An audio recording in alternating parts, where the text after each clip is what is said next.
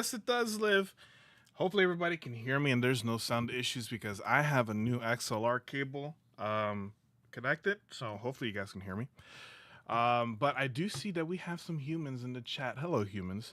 I am Humberto, aka Lionheart, one of the hosts of the Nerd Mentality podcast, and we have Stone and we have Ace. How you be, guys? How you be?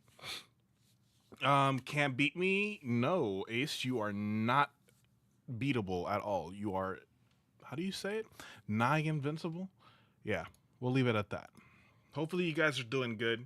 Wait, okay, Ace is drunk. Okay. A podcast without me? Wow. Hey, man. I tried calling you today. You didn't return my call. So, alrighty. So today's the revival of the podcast. We're bringing that back.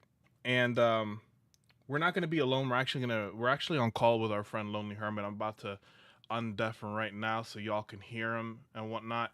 Real quick before I say anything else, we are bringing this back and all that stuff. Like I said countless times, have a new co-host with it, and it's going to be back on this channel instead of the old Nerd Mentality channel that we used to have. So small little decisions. I'll go more into details later on, but yeah, so without any further ado, let me go ahead and drop this man right in here. Hello? You're Sorry, I had sniffle attack. um, so, I don't explain people why well, I didn't tell them exactly why we're here. Just brief synopsis that it's coming back. It's alive from the dead. What I'm going to do, obviously, today, we're going to be, well, first off, let me introduce you guys to Lonely Hermit. I just woke up, guys. I'm sorry. Say hi, Josh. Hi, every Josh. Hi, Josh. I was hoping you didn't catch that. How's it going, Zaviv? How's it going? All right. Is that it? Hi. Okay. I don't know. Okay, sure. So we'll work with the high. So today I'm actually going to go ahead and hopefully this works. To where I am able to make a window capture and slap it on this thing so I can capture you. Are you laughing at me? No, That's what I it's thought. gasp. Oh. I don't know how well this will hold, guys, because that's stuff. Well, yeah. So, yeah, I don't know how well this will hold because yeah, my computer is shitty. So if you'd like to go ahead and share your screen for what we have planned today, and I'll explain real quick. Oh, okay. I did not have that ready. I didn't know I was doing it. I'm sorry. Hold I on. did spring One that one on you. second. I did spring that one on you. Uh, So while he's doing that, so today, guys, we are going to be ranking every Pokemon game, every mainstream Pokemon game. Yeah, we're gonna be ranking every mainstream Pokemon game. We're talking Red, Blue, Yellow, and so on and so forth. And this is going to be based on mainly what Josh and I think, where they place, if they're going to be S tier, things like that. Um, Josh and I agree on some, and Josh and I agree on others. And I say that because we've had this conversation countless times in the past. So officially, we're putting it, we're putting it on paper or on screen rather. And yeah. So while Josh is doing that, I'm going to entertain chat in a bit right here. Let's see. With the power of Henny, let me join it. Actually, you will, you know, if Josh is okay with it, we'll have you one day on it. I'm going through withdrawal symptoms today badly. I've quit smoking completely. Well, I'm glad that you quit smoking. I'm sorry about the withdrawal symptoms, man. I'm sorry about that. Cigarettes and vapes. Oh, you're at work? Okay, well, Platinum. exactly what Josh said. No. What? I don't know. Why? At a later time, maybe this is how the podcast will like start. Like you just see the logo right then and there. Um, and then it might change. I don't know.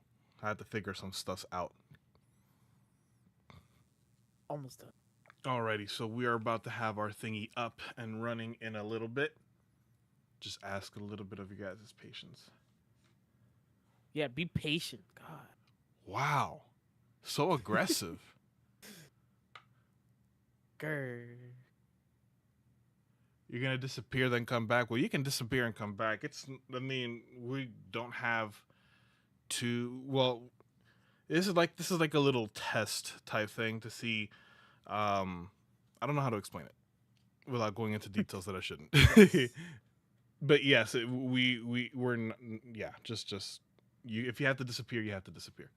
All right, so his screen is up and running. Let's go ahead and share that. Do. How do I expand full screen? Oh, that's not gonna work. What the hell? That's not gonna work. Hold up. Is that You might have to crop the window capture and whatever you did it on. Oh no! Don't tell me that. Tell you what. Let's do this. Let's exit full screen. Let's move Discord right over her.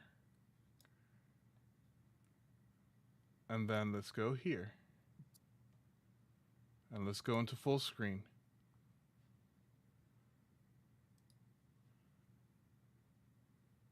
I think that works. If that doesn't work, wait, hold on. What's this? What does that do? Oh, I hate it when the resizing happens like this. That's gonna have to work. Let me know if it's too small for you guys. Let me know if it's too small for you guys. My week's going good, Zaviv. My week is going good. Had a rest. It's been fairly busy. What's up? What are you streaming through? OBS? Can't just make it bigger in OBS, like crop it. How do I do that? Make it bigger. You hold, so like when you click it, you hold Alt. Oh. And you drag and it crops. Oh. And then you can make it bigger. Okay, so. All right, so let's see.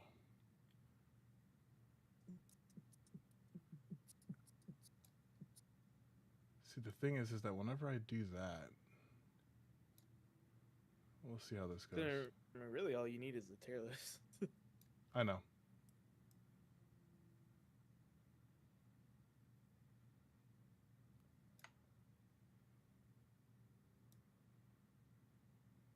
This is the part that I hate, though. Like, see how it just.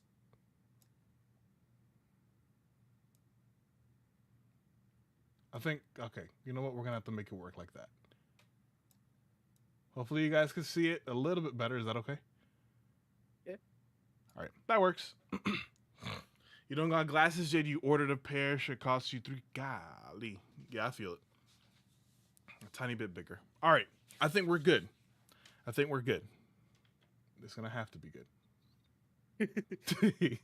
All right, so we're talking, when I say mainstream games, of course, we're talking the main ones that came out on the major consoles like Red, Blue, Yellow, ORATs, and we are including the remakes, right? So remakes, Heart Gold, Soul Silver, Black 2, White 2, and then the latest iterations of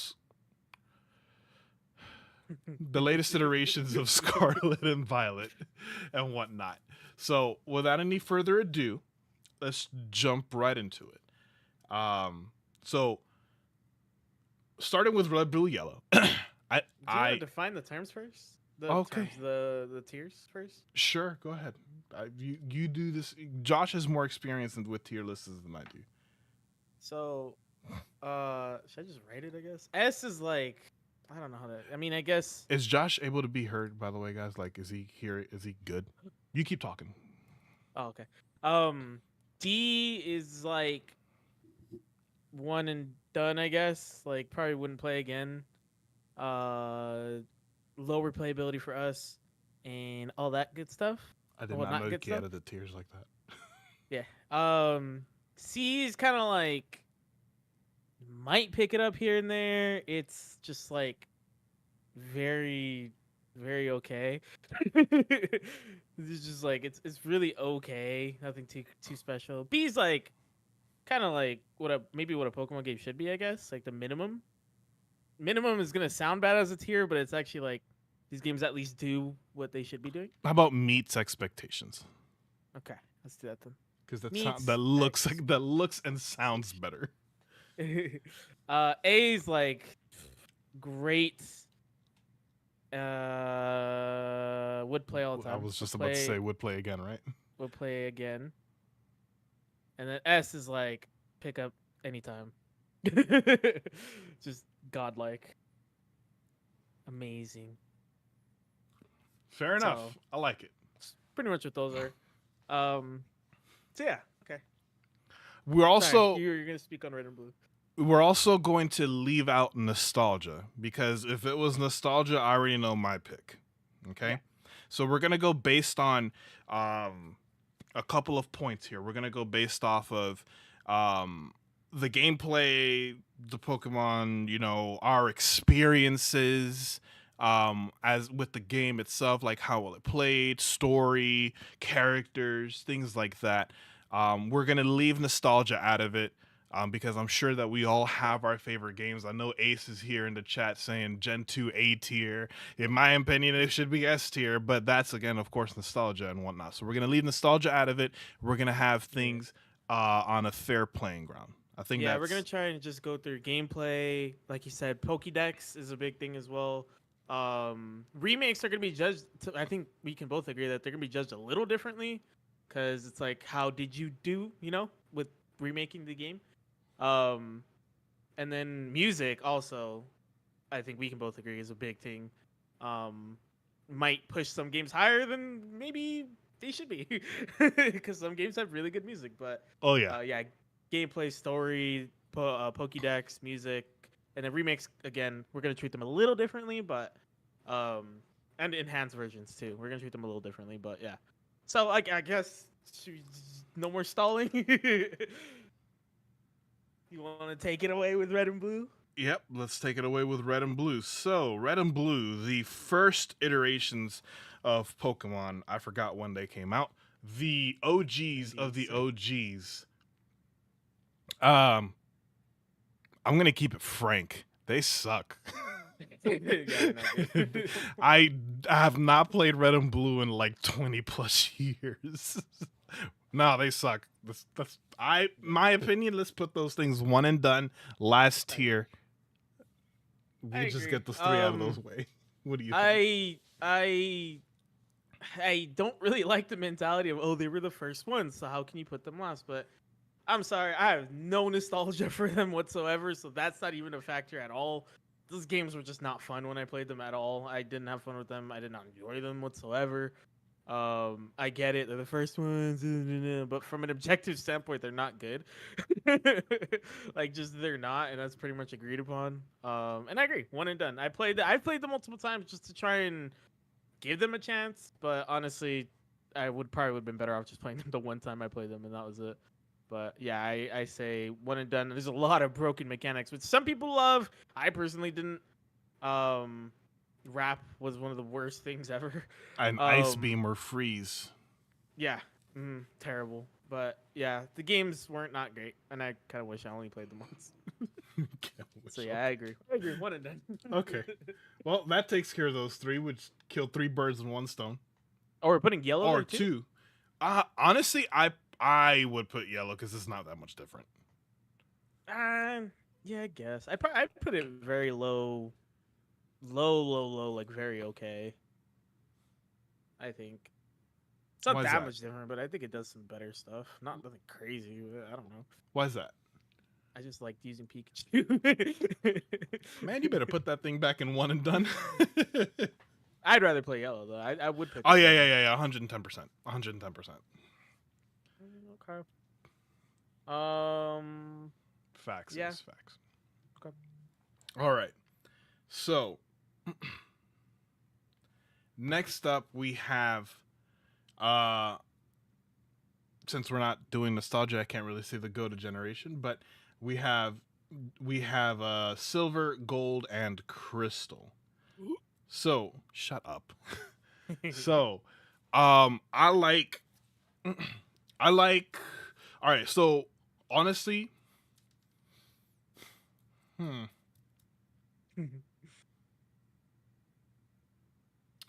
because all right, so first off, Crystal was my first game, right?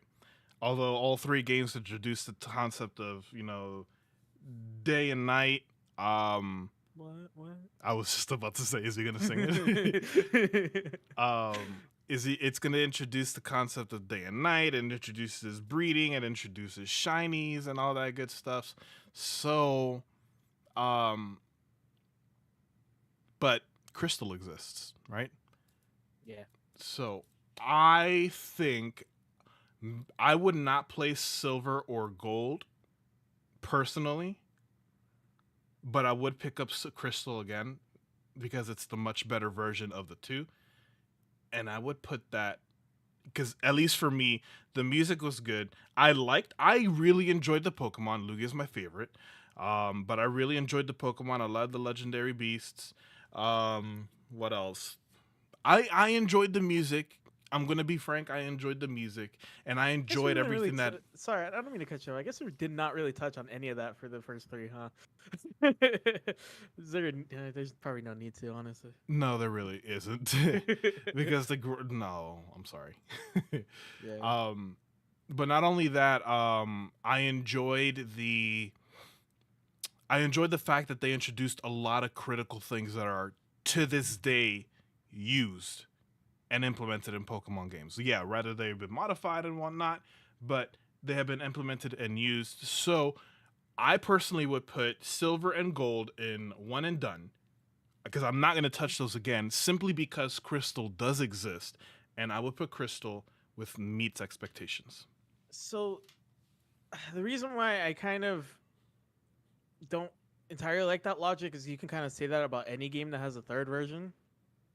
I don't think there's many games that you'd rather pick up the originals than the third version, to me. But I wouldn't say one and done necessarily. I'd say gold and silver are very okay, and I agree. Crystal meets expectations. Okay.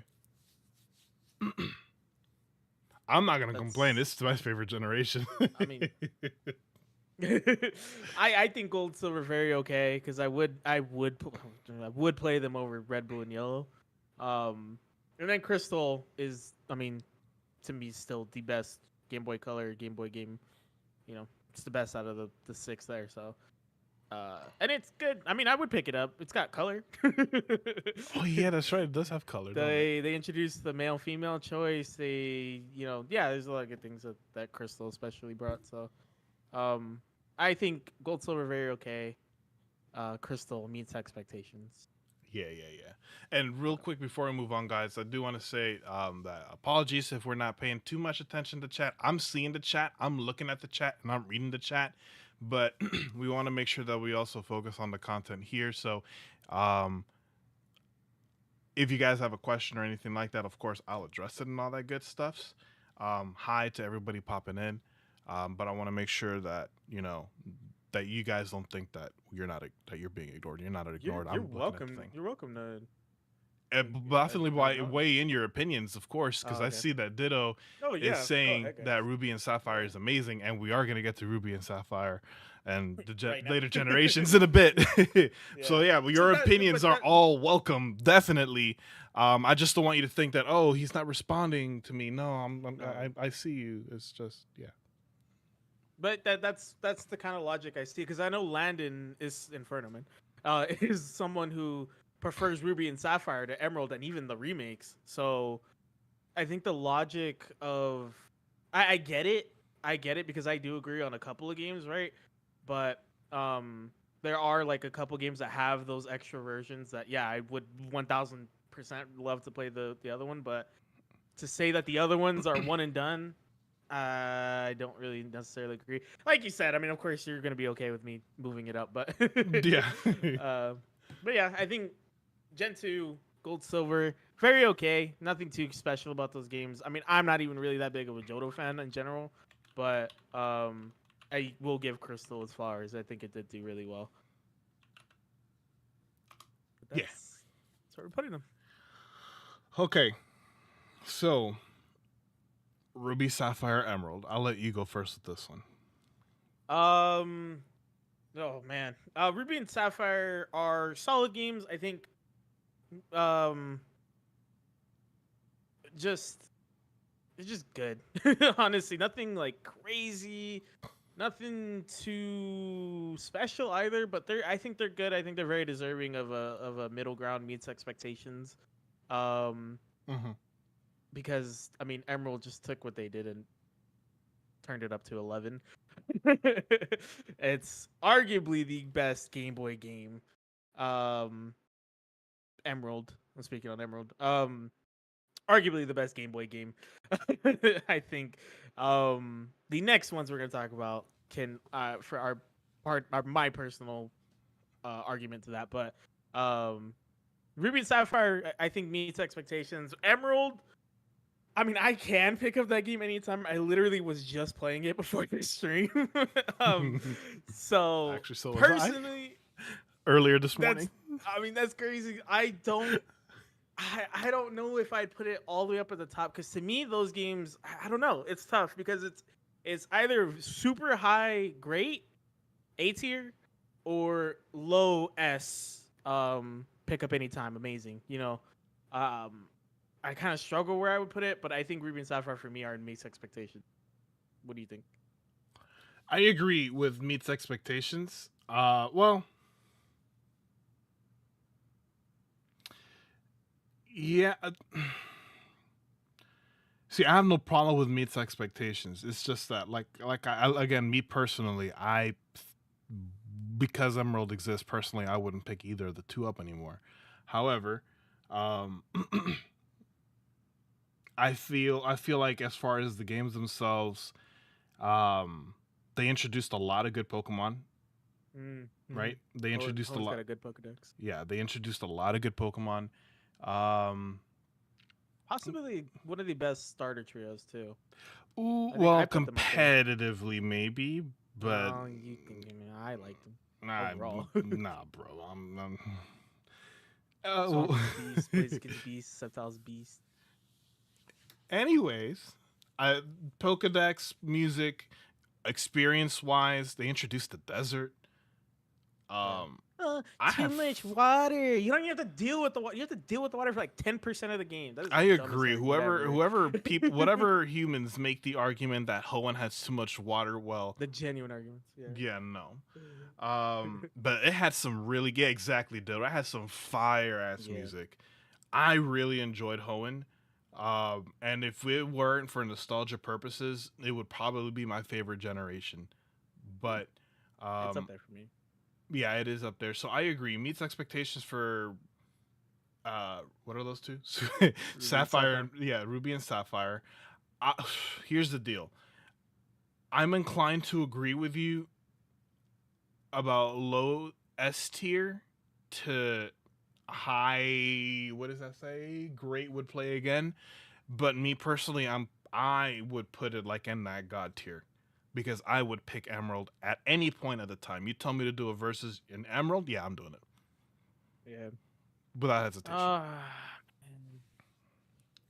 I mean, this honestly, I'd put it here, but like, it stays there at the top. I don't know because it depends. It depends on the other games we put up here. Maybe we could change it later, I guess. Yeah, we can can. put it So up here for let's. now. We Yeah, can I was change gonna it. say because at the end of the day, you said that at the very least it's a low S tier, and Yeah. being a low S tier is not a bad game at all. All right, Obviously. it is not a bad game at Yeah. all. So we could leave it in the god tier, and then we'll revisit it at a later time. Alola has too much water. Oh, we'll get to that because that's just not true. I disagree. I disagree. All right. So we got the Gen 1 remakes. Oh hey, is that Assassin's Creed? Fire Red. and I think so. Fire red, leaf green. I can actually go to presentation mode. I think it'll get rid of all the ads. I I mean, if hope you it want to keep doesn't. watching it. I hope it doesn't move the tier thingies. No, it makes it wider though. Let's see how it looks. It cuts up. It cuts shit a little bit. It's fine. We'll get there. It's not like it's gonna get ignored. Oh wait, it moved the bottom ones. Ah, damn. That's what I'm saying. And move the bottom. That's ones. fine. I'll just drag it up as we go. Yeah, that's fine. All right. And I Yeah, moved it a little bit so we're more centered. Okay, cool. We have the Gen 1 remakes. In my humble opinion, I think these are the best remakes, not because of anything like because Gen 1 sucked. These games just made like when people play Kanto, these are the games I see people playing. Not Let's Go, not Red Blue Yellow. These are the games I see people playing. They made Kanto. They are Kanto. Like I think they killed it and made people actually like Kanto more, in my opinion. But gameplay wise, it's a very minimalistic game. Story is pretty much non-existent. The music is, I mean, it's nostalgic to me. I liked it. It was very pleasant. It's nice music.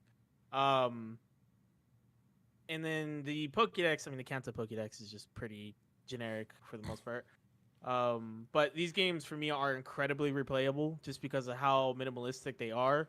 You could literally beat this game in like 5 hours. It's super quick. I just did a leaf green type block of it quick.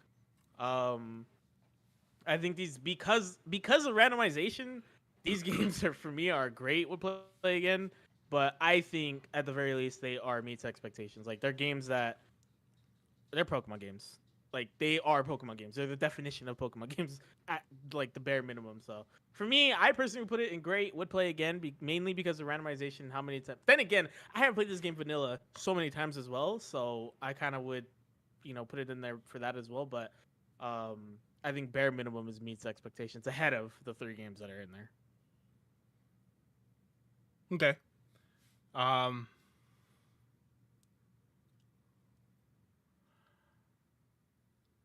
like I like the I like the things I like the things that I was gonna say red, blue, and yellow.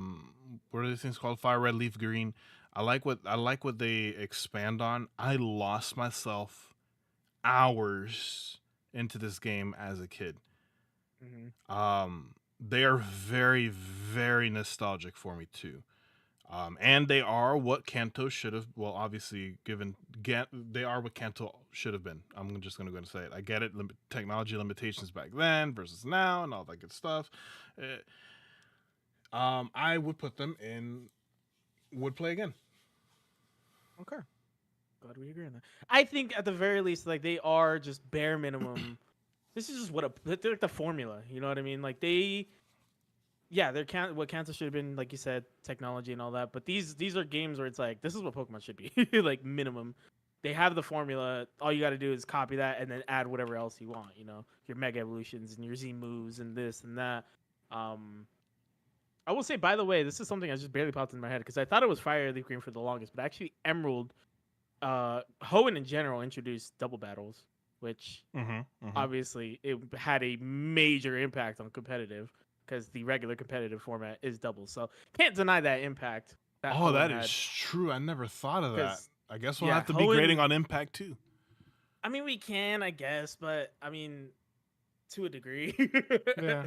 Because you did doubles, I'm assuming, right? I never did doubles competitive. I have, yeah. So it never affected me. So it didn't impact me at all. But I know obviously the competitive scene is big. So that is a big thing. But Fire Leaf Green, just sort of the formula. And to me is just sort of base. Like you build Fire Leaf Green and then you add your extra layers and all that stuff. To me, that's how it should be.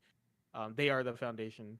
And again, randomization has definitely moved them for me, like, a lot. Because I could pick up these games and play. I could literally beat these games like 3 times in one day. Like, they're easy, quick, and the randomization is simple, fun. So, A tier. I know we already put an A tier, but I love these games. I'm incredibly nostalgic towards them because they are my first games. But beyond that, when I compare them to other games, I think they hold up. They are very minimalistic, yeah, sure. but you know they're still fun. They're replayable above everything else. That's big for me. So that's just how I see it. What's next? Gen Oh 4. yeah, Gen 4. All right. Drag them all up. Let me drag all these Gen 4 games. So this is where it starts to get murky. Now, pass, Kabeni, pass. Uh, so this is where it starts to get murky with me because Interesting. yeah, because I have not, out of all the generations of Pokemon, 4 and 5 are probably the murkiest for me, and we'll get into 5 later on. But 4 probably more so than 5 because I haven't played them. I played Diamond and Pearl very, very, very little, and I'm currently doing a SoulLink with I'm currently doing a SoulLink. So plug. oh, okay. Oh, okay. That's what you were That's what I'm saying. I'm like, what the saying. hell are you saying? Like, oh, am I saying something that's spoilery? And I'm okay. Anyway, so and I'm currently doing a Soul Link with this man right here, a Platinum Soul Link, and it is actually my first time playing Pokemon Platinum. So Guys, that was his first time. Can you believe it? I know, right? Memories. Through the beauty of emulation too. Yes. Yeah. So. You're gonna take lead on this one because you have more experiences. My experiences with Diamond and Pearl are are with fucking BDSP. So we'll get to that. So with these, this is one of two instances where I will agree. I will never touch Diamond and Pearl because Platinum exists. The only exception was like the BDSP, or not the BDSP, Diamond and Pearl 3-way versus I did with Jack and Derek, because you know we wanted to all play different versions. So that was like the I keep saying expectation, the exception. But yes, this is an instance where I'll agree with that logic of like there's no point in playing Diamond and Pearl because Platinum exists. The thing is Platinum, people praise it as one of the best Pokemon games, blah blah blah, and they fixed, you know, all the problems Diamond and Pearl had, but it really didn't. Like Platinum is still a really slow game. It's not a particularly fast game. There's still quite a few issues with it. Yes, they sped certain things up, like you can go through the gates with a bike now, which was crazy that you couldn't do that in the first place. But Platinum did do a lot of good things. It didn't fix everything though. Like there's still a lot of problems with Platinum that were not that were still like very prevalent, that were still problematic. Diamond and Pearl I'm not gonna lie, when we did that 3 versus, it was a pain to play those without speed up. It was just so slow. And now we're doing the Soul Link and it's still pretty slow to the point that you're playing with speed up while we're doing it. So it's like it's a struggle with these games when it comes to speed above everything else, and that affects the gameplay heavily. to be fair, I'm doing it with the way I am to match your frame rate because for some reason you're going faster than I am. It probably has to do with the computer speed. To be honest, yours being a lot faster than mine. No, but still, Platinum in general is not a fast game. That's my big thing. It really isn't. Big thing. If gameplay is big for us in ranking these games, the speed of the game affects the gameplay. Obviously. The story is great. Don't get me wrong, especially in Platinum. Story for me is very high up there. If this was a story tier list, music in the game good, pretty. I mean, I'd probably say like A tier around there, but like the gameplay is down. It's not that kills it, you know.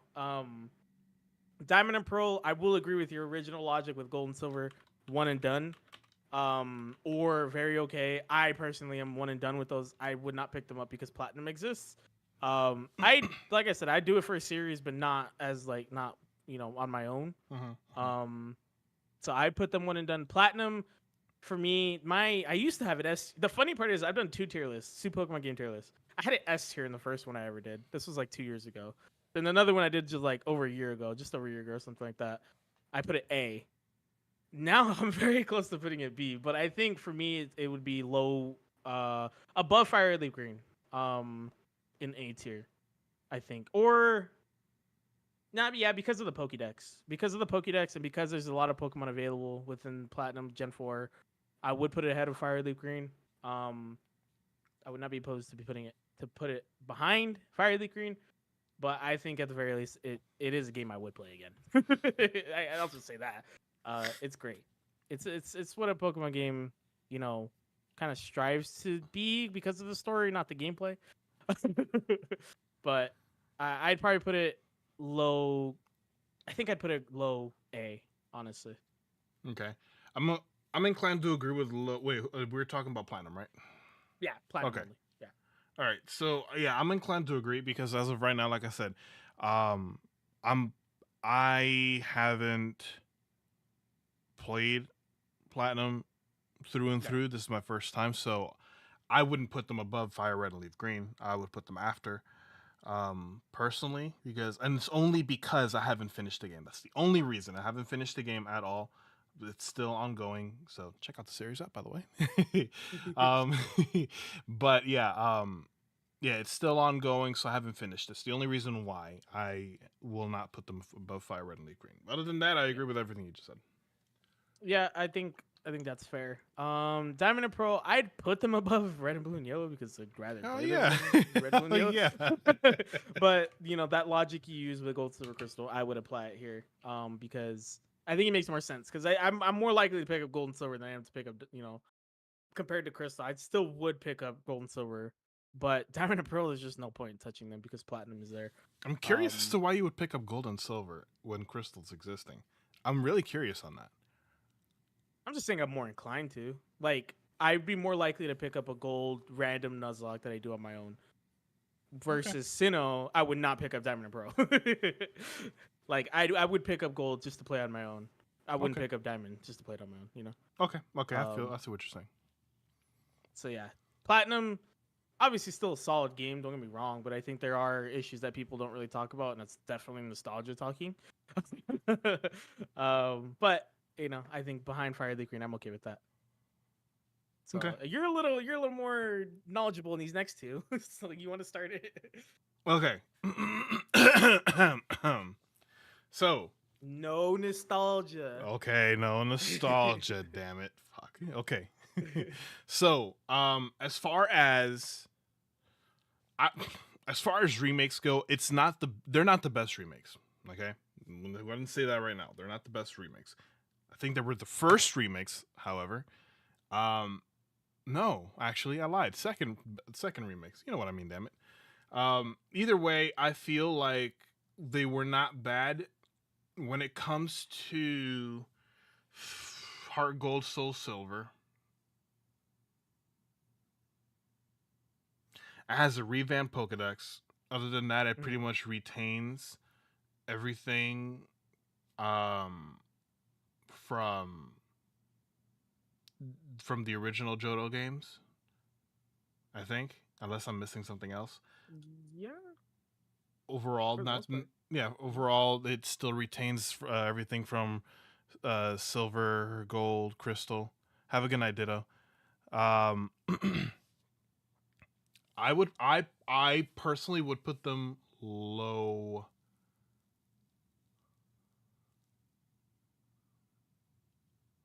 I would have put them low A for me Okay. because I would play them again, and I would play them over Crystal, 110%. Yeah. Um, the only reason why I would probably pick up Crystal again is honestly because of the nostalgic Game Boy sounds. That's really it. But you can actually do that in the remakes themselves. So problem solved.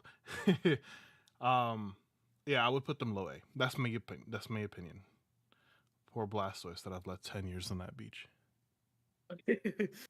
uh, um, I do think they are the best version of Johto, but I still am not particularly fond of these games.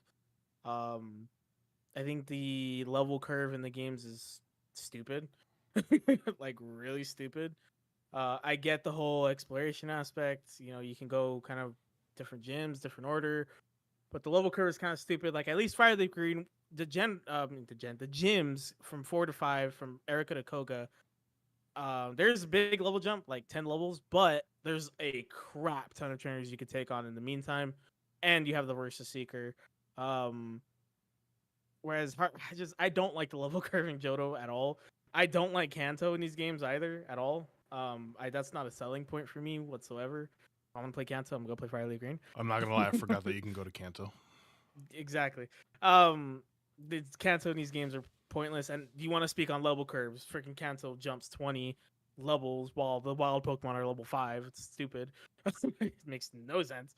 Um, I personally, in my like remake tier list, it's very hard whether I'd put them or BDSP at the bottom. Um,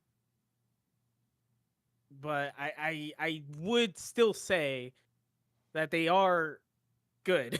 I wouldn't say they're below meets expectations. I think they're the best out of every game in the B tier, but and we're probably gonna get to more. But I would put them high meets expectations personally for me. So I don't know what the compromise is. I'll settle for high meets expectations because my stance on it was going to be low. Great would play again. I would think we should change that. That's a little too long. um, I would put them on high meets expectations. I think that's the compromise. Okay. Put That's Lugia where on I top. would. That's where I wanted them. Put Lugia on top. Okay, Jesus, that's weird. Soul Silver and Heart Gold. Who says that? Okay, you know what? Who says Soul Silver and Heart Gold? Because Soul You're out of Silver, order. it's funny enough. I never played Soul Silver. I played Heart Gold.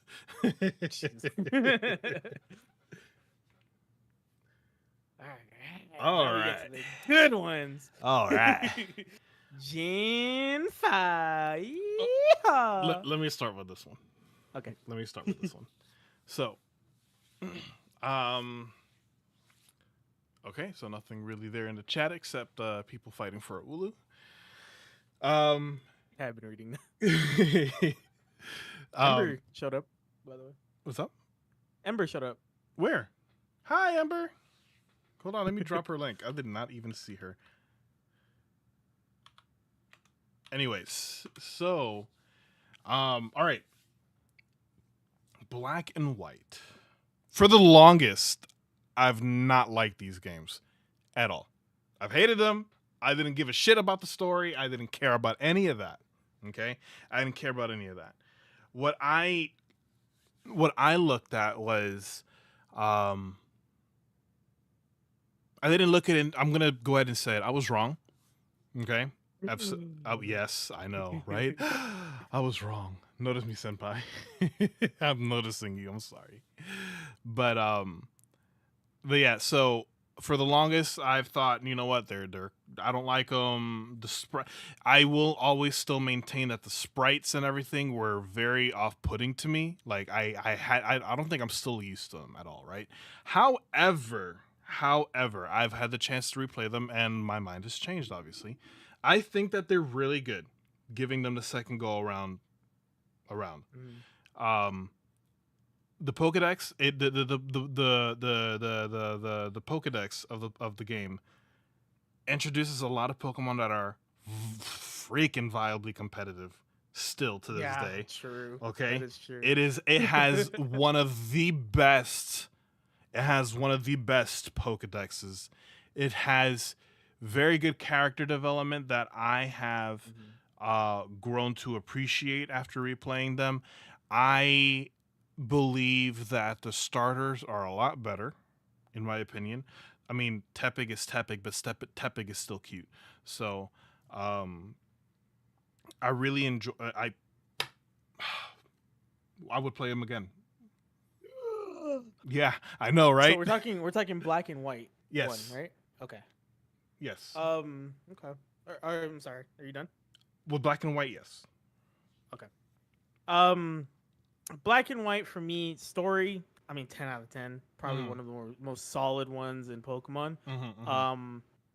And obviously we'll touch on 2 in a second here, but the way it connects to 2, just hindsight, I guess, really helps Black and White, and knowing what Black and White 2 brings makes Black and White a little bit better in that sense, where the story just becomes a 10 out of 10. Because you can see obviously what happens later on. Black and White, I agree. It's funny to me that you say the Pokédex is really solid because a lot of people hate it. There's a lot of Pokemon in there that people hate, don't understand it because especially like the viable still to this day. exactly. But then you have because you have Pokemon like Garbodor. You're like, oh, it's a pile of trash. I'm like, okay, Muck is a pile of sludge. Like, how is that any better? So the comparisons people try to bring up, or like when people bring up, you know, the Pokédex being bad, I'm like, you can bring up worse Pokemon, dude. Like, yes, there might be some questionable ones in there, fine, whatever. But there's a lot of really good designs in Gen 5.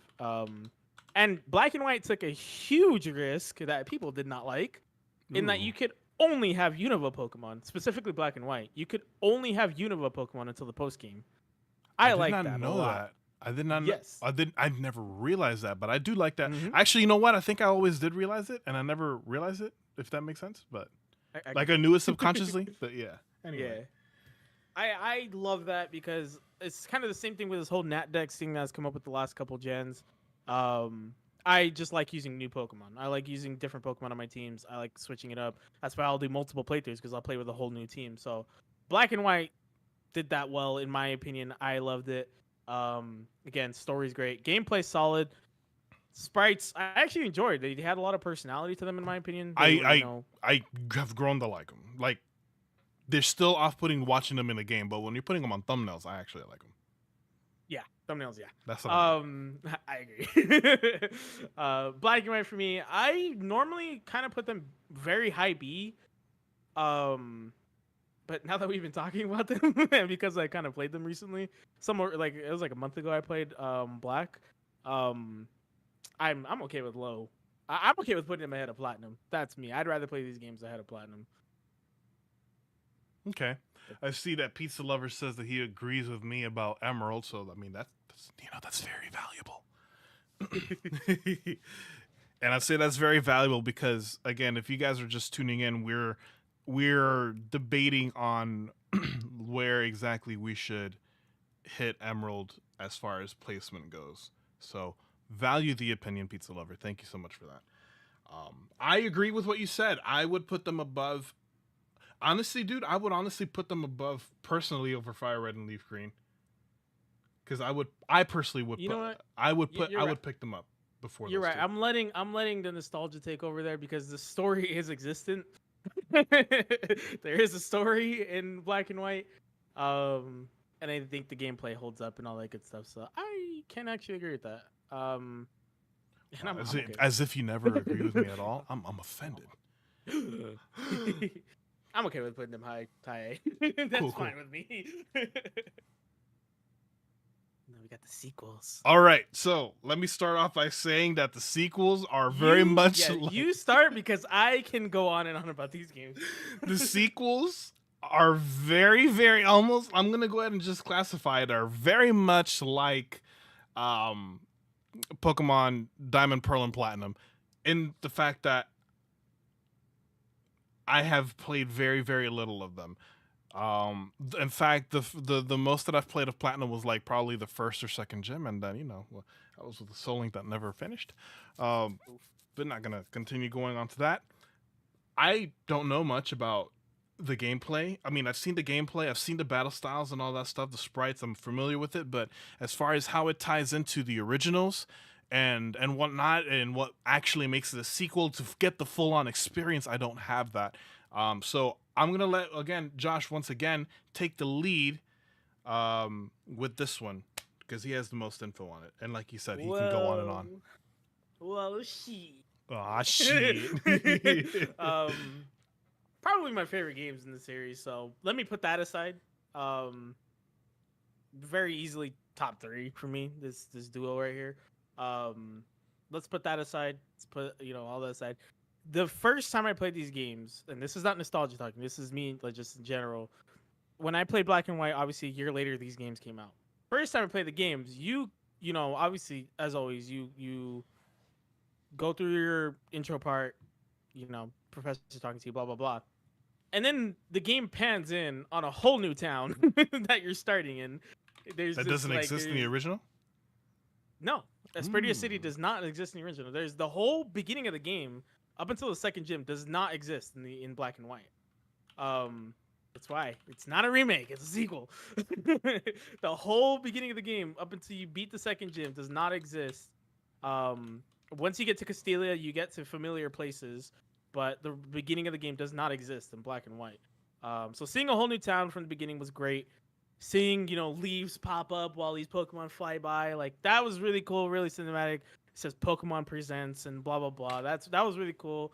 You get into your new town. I thought right away that's awesome because you're just like, what is this town? Where are we? You realize you're on a whole other corner of the map than where you spawned in black and white. You don't even touch the beginning of the game from black and white until the post game. You don't even go there. That's how much they wanted to give a whole new feel to the games. They wanted you to feel like these are sequels. These are not remakes. These are not enhanced versions. These are sequels. They're games. It's different. It's 5 years later. You're right. The original rival is now the professor's assistant, which we'll see, in a later game. But she starts as the professor's assistant. Is this Iris? No, this is Bianca, the one with the green hat. Okay.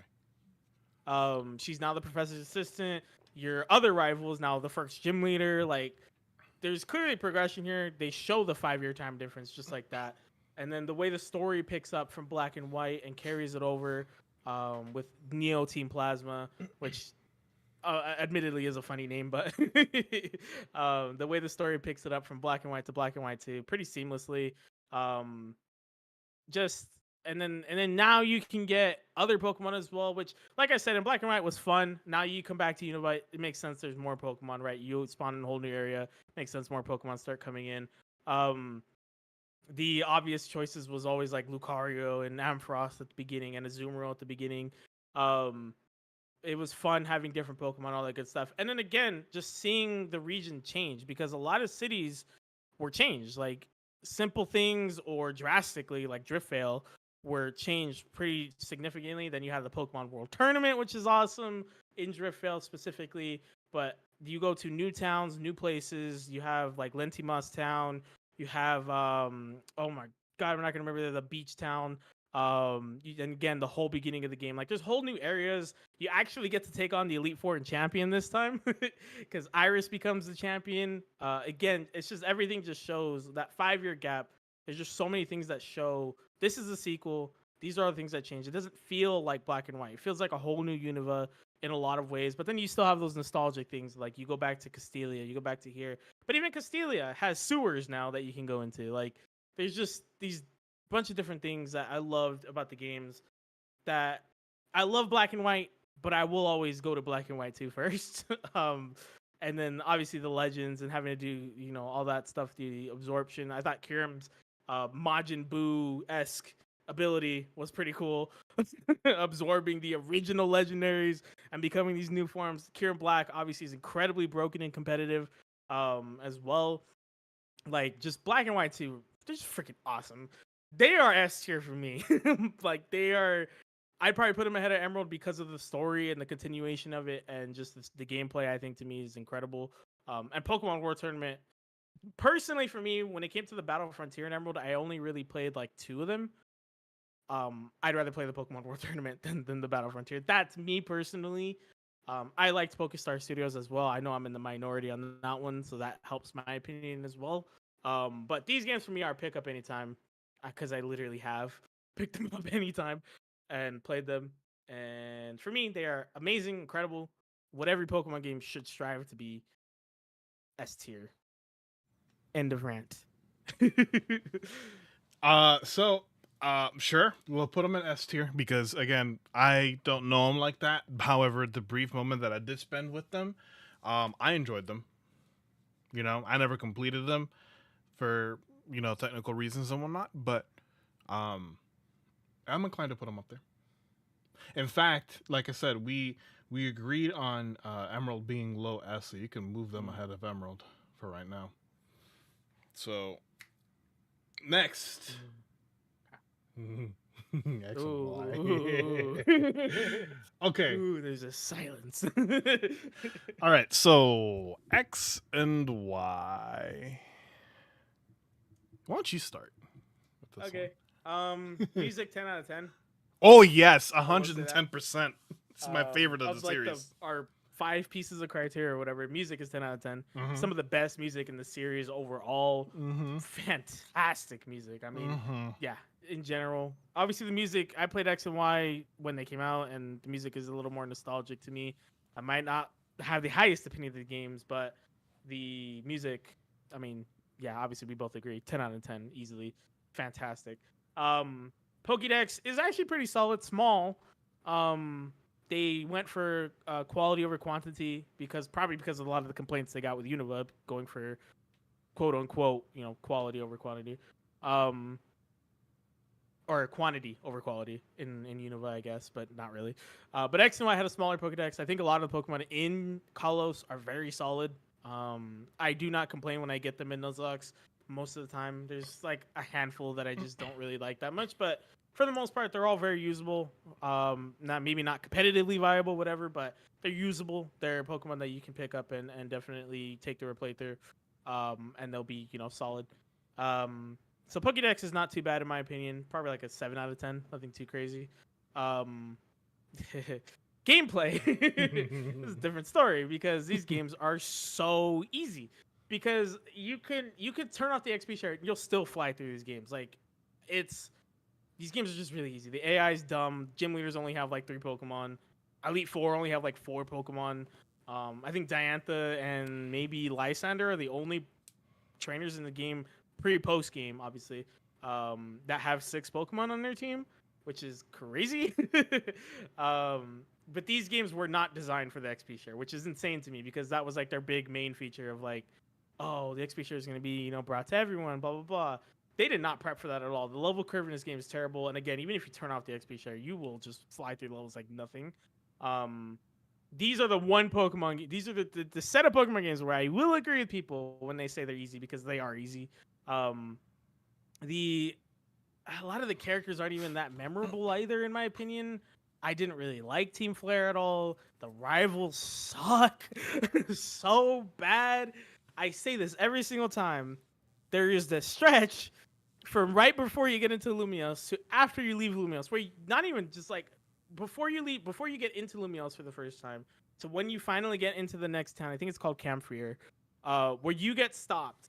I'm not even exaggerating. I think you get stopped like 20 times, and I'm not. I swear that's not. That might be underselling how many times you get stopped. You get stopped so many times by your rivals. It is actually so frustrating. The game takes forever to get to the 3rd gym. Once you get to the 3rd gym, the game flies like crazy. You speed through everything. The story, the game just speeds up so much once you beat the 3rd gym.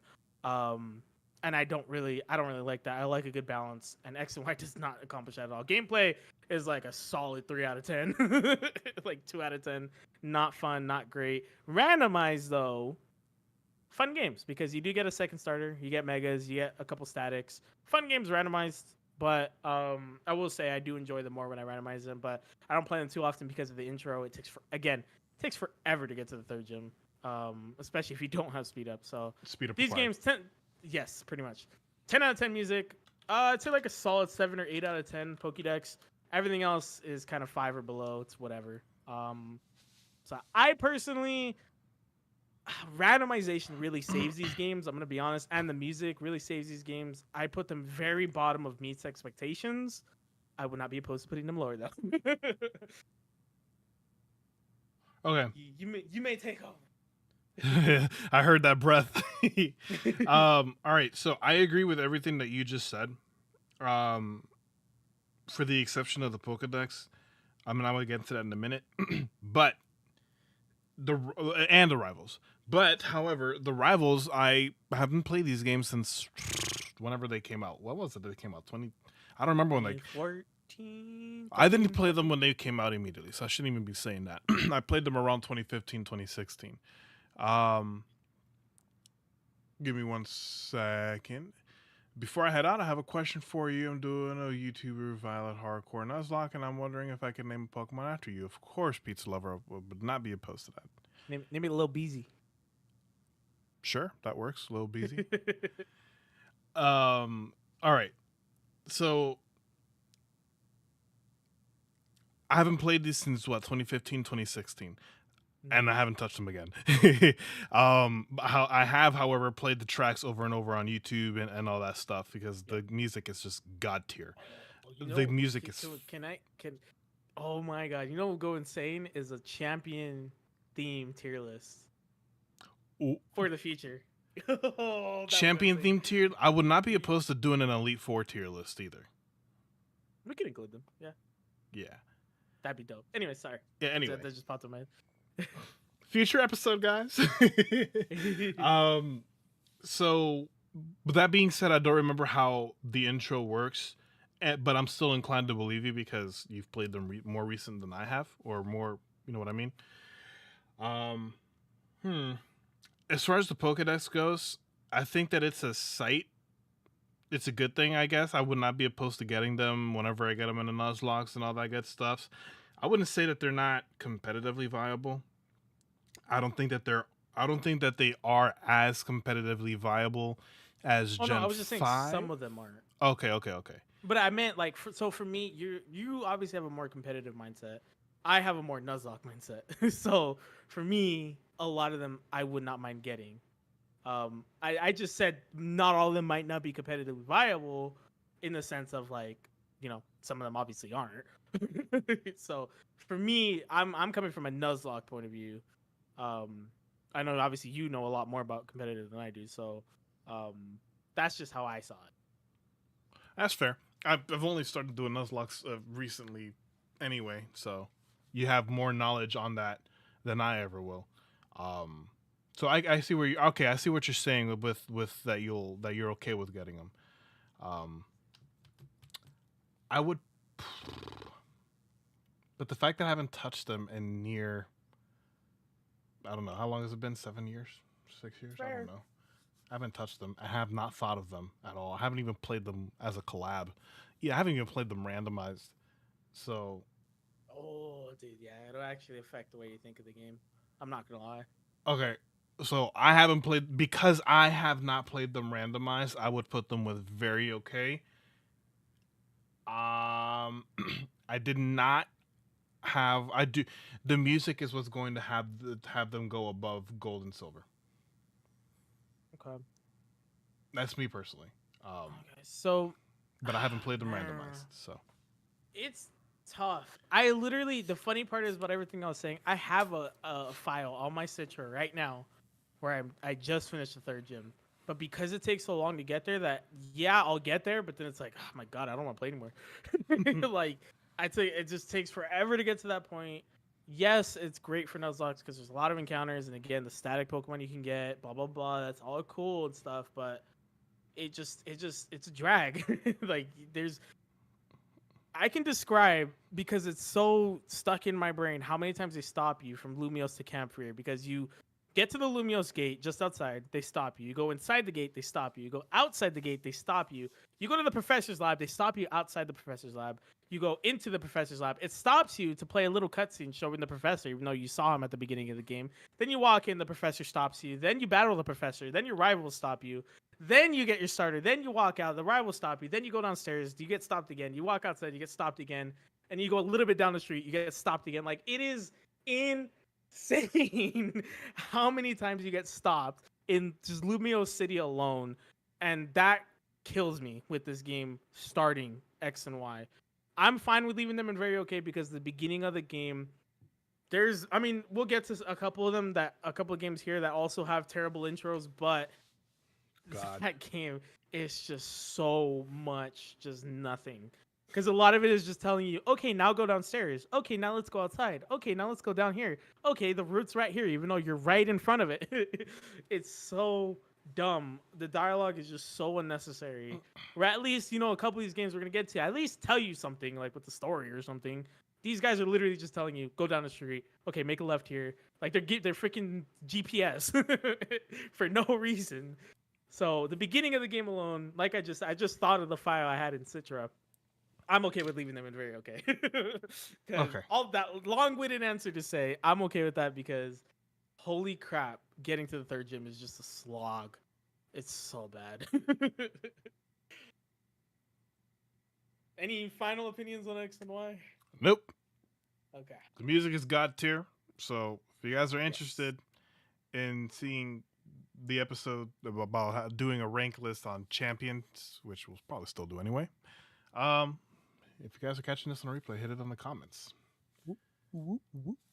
All right, so let's move on to Oras. Oras.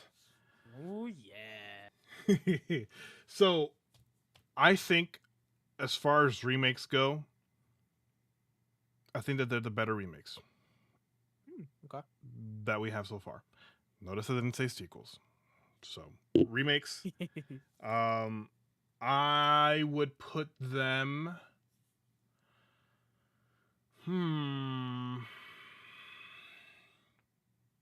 Okay, hear me out. Okay. Because I have a feeling we're gonna agree. I'm just telling you that.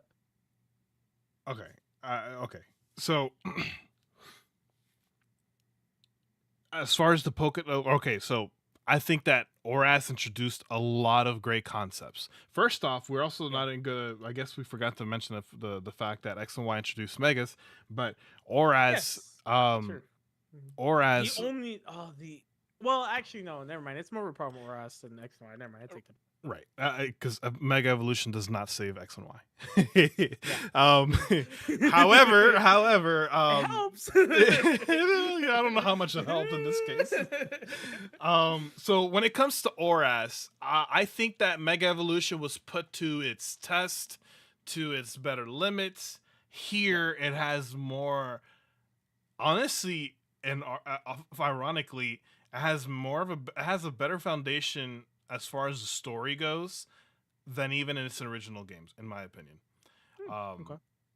I because the story ties into with Mega Rayquaza and the Delta episode and The everything. Delta episode, yeah. You know, I think that the fact that it has the fact that that gimmick has a higher impact than its original games says a lot to me. They're able to expand and hone in on that a lot more. Mega Rayquaza is just that is crazy. yeah. It's really not until you get to like Anastar, and it kind of gets a little. I mean, I guess it gets explained to you kind of when you get to the third gym, that tower or whatever it's called, the Mega Tower. I guess it gets explained to you, but once you get to Anastar, and especially in the post game, I never really realized that how little it really matters in X and Y, because it just straight up does not matter. It's to the point where it's just like, oh cool, I got a Mega. I'm honestly believing that X and Y probably literally just set it up for Oras because of the performance for Ruby, Sapphire, and Emerald, how good they did. They wanted to make better remakes to have such a higher impact. I mean, Pokemon notoriously do better on their second games on the console. You get what I mean? Like X and Y were the first games on 3DS, Oras were the second games. Like Pokemon tend to do better on the next iteration that they do. Obviously, enhanced versions help with that, but they tend to perfect a lot of things. So it's possible that maybe they just teed up Oras with X and Y. It's entirely possible. Ember's internet went out, but it's back. Welcome back. Welcome back. Welcome back. All right, so Pokedex it's revamped. Mega Evolution has more of a staple. You get the freaking fly on Latios and Latias. Oh my god! You get the freaking fly. I bit my lip. That exciting. Yeah. I think going underwater, going into Satopolis, it's just better, in my opinion. It has more of an impact. It has a lot more of an impact for me than the original games. Yeah. Taking care of Primal Groudon, Kyogre, and whatnot. It's amazing. It did feel more significant. Maybe it's a technology thing, but it did feel more significant. Yeah. I love the Deoxys fight. I really do. How you go on top of the Rayquaza, bro.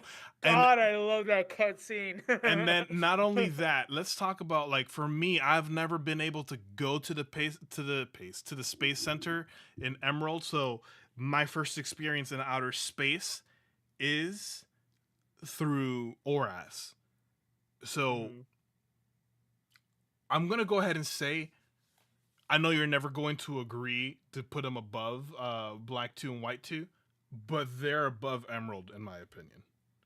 The And impacts go ahead, finish. Go ahead, finish. the impacts that it has on the Pokemon games as a whole, because it still continues to impact even in Alola, in my opinion. Even though it has its own little gimmick, it still had Megas. It wasn't as prevalent, but it was still there. Um Oras will go, in my opinion, above Emerald, below Black 2, White 2. And that's why I said before you started your discussion, that's why I said I think we'll agree because that is exactly where I'd put them. Nice. Randomization has 100,000% affected the way I view these games, but even vanilla, I still did multiple playthroughs of them. These games, I had both of them. This is one of the few like I have pairs both where of I them had too. both of them. Yeah, Yeah. this is one of the few pairs where I had both of them. I think Fire Leaf Green was like the other one. Maybe X and Y. I think I had too. X and Y was mainly for trading and shiny hunting, but Oras was like, oh, I want the other version now. Like I finished the game, it's great. The Pokédex, honestly, the Dex Nav kind of really helped these games because, especially post game, you can hunt other Pokemon and stuff, but even you can use the Dex Nav to find like rare Pokemon with hidden moves. At the beginning of the game, you get a freaking Poochyena with either Ice Fang, Fire Fang, or Thunder Fang, which is cool. It's a hidden. I think it's an egg move for Poochyena. You get it right from the get go if you want to use it. When May's showing you the Dex Nav at the beginning of the game, depending on the starter you chose, you get a Poochyena with either Fire Fang, Electric, or Thunder Fang, or Ice Fang. I think that's awesome. The Dex Nav right away just made a huge impression on me because I was like, holy crap! When does Poochyena get this move? That's crazy. So I think the Dex Nav is definitely a big feature. Shiny hunting in these games, I love them. Oh yeah, that's right. I Didn't these games introduce SOS? loved shiny hunting. They no, Or no, that no, no, was not SOS. Freaking we're not there hordes. yet. Hordes, yes. Horde. The thing is that this game is hordes, fishing, eggs, and Dex Nav were like the main sources of hunting. And then obviously you had soft resetting as well Yeah. with all the legendaries, by the way. like Oh, that's true. That is true. like I thought that was one of the coolest features because I think it was exclusive to like Dialga, Palkia, and Giratina, where you fly in the sky, you see the tear of like space time Oh in the yeah. sky, you fly into it. Eon Flute was great. Yes, I know a lot of people hate that the Battle Frontier is not in this game. I agree, but honestly, I was okay with it, to be honest. But it says a lot that we love this game and the Battle Frontier is not in it. Like, can you imagine if the Battle Frontier was in this game? Holy crap! You can curse, bro. What the fuck? These games would have been easy top if Battle Frontier was in it. But it's still an incredible game. And like I said, randomization has absolutely helped in my opinion of these games, but I also have played them multiple times even before that. So I like them. They're fun to play through. I think Black and White 2 to me have more substance. You have more experience, and I'm not gonna take that from you with those. In my opinion, Black and White 2 have more substance to them. Okay. Than Oras. Yes, I think it's like Oras is the flashier game.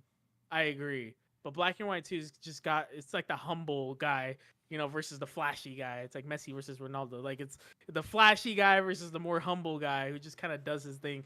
The Oras are the flashier games. I agree. Like they're more fun to get your free mega and this and that. That's cool. It's great. I think Black and White 2 have a little more substance to them, especially with the story. To be fair, Black and White 2 have Black and White. So that really helps their case as well. But right behind Black and White 2, I'm right behind Black and White 2. I think Oras is right there. It's funny because one of my viewers actually pointed out to me, he's like, how many times have you played Oras? I was like, a lot. It's because they're randomized, they're really fun. You can have like 1,000 different playthroughs. I mean, you can say that about any randomization, but Oras, they're just so fun. Randomized. Black and White 2 are also fun randomized, and they're challenging. To me, Oras is not as challenging as Black and White 2. I don't think it's really close. If we're going up difficulty-wise, I think Black and White 2 are much more difficult games than Oras. Mainly because of like the powerful Pokemon you can get. There's 6 generations of Pokemon you can get. megas, XP share, blah blah blah, all that stuff. So I think Black and White 2 are the challenging games between them, but Oras, love them. I love them. Let me I'm fine. address I'm fine with them there. let me address something in the chat real quick. So Yes. we're gonna get to this in a second, Ember, if you're still here, um, regarding Ultra Sun and Ultra Moon. But just to give you more clarity on SOS, um, if you didn't know, the SOS method is where you would encounter a Pokemon, and then mid battle the Pokemon would cry for help, basically, and a second Pokemon would show up, and whatnot. And then if you kept doing this through chaining and whatnot, you had the possibility of getting hidden ability Pokemon and um shinies. Yeah. And you can also we're going to talk more on that later on when we do touch the Gen 7 games and whatnot, because I want to talk about my experiences with those. But yeah, I think that's just to clarify that. Hey, Nudie. I hope I have a command for Nudie. And I think it's probably still old. Ember, if you'd like to get in the link, I would appreciate that very much. Of course, if you're done with your cheese puffs. But he says Oras and X and Y are the best randomized in my opinion. I have played Oras randomized. I don't know if it's the best, but they were very fun. I have not played X and Y randomized, so I can't really say. If you want a challenge, it's Ultra Sun, Ultra Moon. Oh yeah. If you want a lot of encounters, it's X and Y. And Oras, Fire Leaf Green if you just want a quick playthrough. Depends what you're looking for. Yeah, that's true. It depends. We were gonna touch base on randomization with Gen 7 and Dude, be it. We should run it back with a randomization tier list, because a quick one, because I can tell you how all these games play randomized. Thank you, Amber. Thank you. All right. So, and I appreciate the 13 likes on the stream, guys. Appreciate you guys. Let's go. All right. Now we touch base on Generation 7. Let me go ahead and get my microphone closer to my mouth here. So, we have Sun and Moon, and we have Ultra Sun, Ultra Moon. Starting from, you mentioned a little bit ago that Oras was the games that you bought both of them from. I also bought both Oras, but I didn't buy them all together. So Generation 6 with Oras was the first games that I bought both versions, but starting with Generation 7, I bought them both on release. And I got them both when they came out.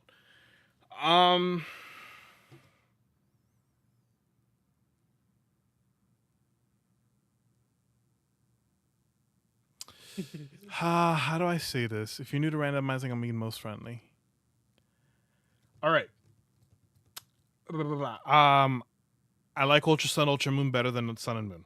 There's not much to say to that, in my opinion. I mean, that's a very popular opinion. Yeah, and it just expands more on. Oh yeah. Ultra Sun, Ultra Moon is what Sun and Moon should have been, or Sun and Moon is what Ultra Sun, Ultra Moon should have been. I don't know, however you say that, but yeah.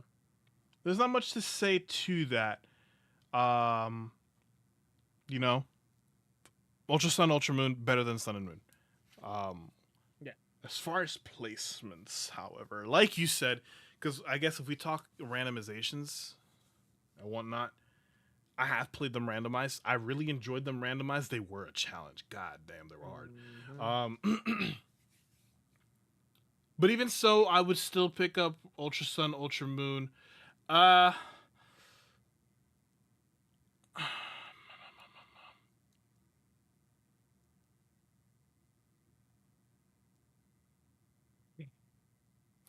would put them low greater would I play again, which I'm just gonna go ahead because it's shorter. Ultra? I would put them. Yeah. Okay. Either that, or I would put them with meets expectations. Ooh, okay. Because the reality is, I haven't touched the games. However, let's talk about the good parts of them. They introduced Ultra Beasts. They Oh, have they introduced yeah. Ultra Beast. I love the Mantine surfing. That is my favorite thing, is the Mantine surfing. Really? I love the Nice. Mantine surfing. Okay, that's my Okay. favorite thing. I like the Ultra Wormhole travel thingy. Mm. Um, Mm-hmm. uh, arguably the best lion Pokemon. Um, I think is there's only Soul. like two or three. Yeah, no, but as far as design wise goes, Yeah. probably because he actually looks like a lion, is Solgaleo and whatnot. Um, Duskmane Necrozma just looks Pyro? badass. Excuse you? Pyroar sucks. Pyro is actually really good.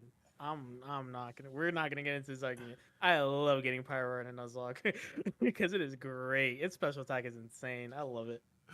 Nudie says, "Go ahead and make a shouldn't exist for DBSP or BDSP." Ooh, we'll get there because I We're, will. we're gonna get there in a bit, my friend. We're gonna get there in a bit. A says he's gonna do things to me until I can't walk. Yeah, okay. And then, but both the first games and the second games weren't necessary. They shouldn't have done two of them, like just Sun and I Moon or Ultra Sun and Ultra Moon. They were too similar. So this is where um, they're not too similar. There are stark differences I between. will. I'll let you finish. I will go off on that because yeah. Okay, so I think that there are stark differences between Ultra Sun and Ultra Moon and Sun and Moon. I do agree with the fact that they shouldn't have done two of them. Okay, I think that it should Mhm. just be Ultra Sun, Ultra Moon. That's my opinion. One has Yeah. Ultra, so it's clearly different. It should have just been like Eclipse or something. I get it. There's two. They kind of try to do a black and white too, with the two different absorbed forms. That's cool and all, but uh, because the difference between Ultra Sun, Ultra Moon, and Black and White 2, or that Black and White 2 actually expanded on Unova and made them like I said earlier, made them feel different while still keeping the nostalgic, Unova feel. They did really well with balancing that, and then you come out with Ultra Sun, Ultra Moon. Yes, it is. It's. I will never argue anyone and say, it's not a cash grab because it was a cash grab. It's 1,000% a cash grab. Um, I think the games are not. I mean, the features in Ultra Sun and Ultra Moon, I think, are better. You have like the stickers. I think they expanded on the story a lot better. You have the looker missions as well after the game is finished, which I think is better. They balance certain things better. The legendary availability is not fantastic. I won't lie because you can't even get them until the post game. I'm not fond of that. I think that Krosma is like maybe the only one you can get. I think, which is whatever because you. What's the point of having Necrozma? I mean, Necrozma is cool on its own, but like, what's the point of having Necrozma if you don't have the mascot legendaries, right? With it, so you can't even get them till post game. So that kind of sucks. But I think they did better with the story. The Lusamine fight in the first games was cool and all, but I think they did a lot better in tidying it all up. Actually, really, what I think they did a lot better was the Ultra Beast. I think they really tied in the Ultra Beast a lot better in Ultra Sun, Ultra Moon. And then obviously you have Ultra Necrozma, which people always say, "Oh, it's easy, it's easy." Yeah, because you guys have hindsight. Like you got to think back to when you first played the game. You went against Ultra Necrozma. Most people probably lost. I didn't. I beat that son bitch. I beat that son bitch first try. No, I'm saying though, most people, or at the very least, had no idea what the hell they were expecting here. That is true. Did not know what I was expecting. So that's a lot. That's the problem with a lot of people say like, "Ultra Necrozma was easy. Ultra Necrozma was easy." You have hindsight now. Like it's Dragon Psychic. He has this moves. He has this move. But they did it really well in the second games to just make Alola great. Like I thought they made Alola amazing. And yeah, they tied the Ultra Beast really, really well in the story. Hindsight, because Ultra Sun and Moon exists, I'm okay with putting. This is the other game I put. Sun and Moon can go in one and done. I think below everything. Yes. I don't think they should have existed. Well, I mean, I would still put them up. Okay, you know what? Yeah, I agree with that. No, I agree with that because they should not have existed. period. Like Ember says right now, because she says that they could have put everything in one game. I 110% agree with It's that. true. And My thing is though, is Ultra Sun and Moon are so great. much better. Like they're great games. And like Nudie says, they gave us the toucan. True. Dookie The dookie. Pokédex. We didn't even talk about the Pokédex. I think it's pretty solid. I think it is too. I think it's one of those Pokedexes that, yes, hi Scoops. I think that is one of those Pokedexes that actually has a lot of that still is fairly viable competitively in frickin' Cineroar. Okay? In frickin' Cineroar, Prima Frick Arena. Anything that I could stick my frickin' in and Anyway, my point is that I like the Pokedex a lot. It's very good. Yeah. I'm sad that Minior isn't it anymore. But as far as placements goes, Ultra Sun, Ultra Moon. I put them high A. I was gonna say that too, but I wouldn't put them above Black 2. High A. So that's the second tier, not the top one. Not Black 2. I meant freaking Black and Oh. White. That's what I meant. I'm looking at the tier and I said and I said something else. My bad. I would put them after Black and White simply because they're great. It's still high. I think the story is a lot better in Black and White, and the That's Pokedex fair. is a lot more viable. That's fair. Yeah, that's true. Before Ruby. Oh, you lost your shiny Minior with your Moon copy. That sucks, man. The beginning of the game does kind of drag with Ultra Sun and Moon, but I mean, it's not as tedious as X and Y. There are more cutscenes, but I kind of like. I wish Pokemon would have more cutscenes. Honestly, I wish Pokemon would do cutscenes in the game instead of expansive like dialogue dumps. So I liked that there were more cutscenes. Yeah, when you replay the games multiple times, it can be a bit of a chore sitting through the cutscenes. But even then, it's not like they take forever. They are It's like annoying. yeah, but it's like we're playing through a story game. Like, I guess they could have given an option to skip. Even though I think there actually is an option to skip. I think you can set it so it skips cutscenes, but Does it actually work? I think so. I think it does. We're gonna But- get to that in a moment. Yeah. Yeah. I'm fine with that. I didn't even actually say, and if you didn't know, Ember, if you didn't know, as far as the SOS hunting, you can get some Pokemon. You can get some pretty rare Pokemon at pretty rare levels. Like my own experiences. I don't think he's here, LeChonk. So, Salamence. Homie doesn't evolve until what, 50, 55? 55. Yeah, thereabouts. You can only get a Salamence normally at level 55. Oh, yeah. With SOS hunting, you can get a level 9 Salamence. I still have him. He's in home. And he's not being leveled up at all. A level 9 Salamence. I named him. What did I name him? I named him Rhaegal. Yeah. Hacker. You can become Lance. With the stupid Dragonites. That shouldn't have been Dragonites. Wait, what? Doesn't Lance has underlevel Dragonites, doesn't he? Or like what Pokemon does he have that's like underleveled that everyone always talks about? I think it's the Dragonites, actually, now that you mention it. Pidgeotto did it first in yellow? Oh. Wait, really? Oh, that's true. yeah, But but Salamence is better. yeah, I was going to say Salamence. We're talking a pseudo legend, bro, not a fucking bird. I will say, I'll agree with Ace. The Nuzlocke on Ultra Sun Ultra Moon is fun because it is challenging. You get a lot of encounters, but it is challenging. It's a challenging Nuzlocke to take on. Yeah, try that bitch randomized. And randomized on top of that, yeah. Like, I think, I'm doing a playthrough right now. I don't know why I was going to say I think. I am doing a playthrough right now. And I can tell you, it's not fun. Well, it's challenging. It's fun. it is fun, but it's just the challenge of it can be frustrating Level 9 in the because it's like they forest. just throw crap at you. It's a fun game to Nuzlocke though, because it actually brings challenge. Those are actually vanilla, the first games I lost in a while, like a long time since my first games.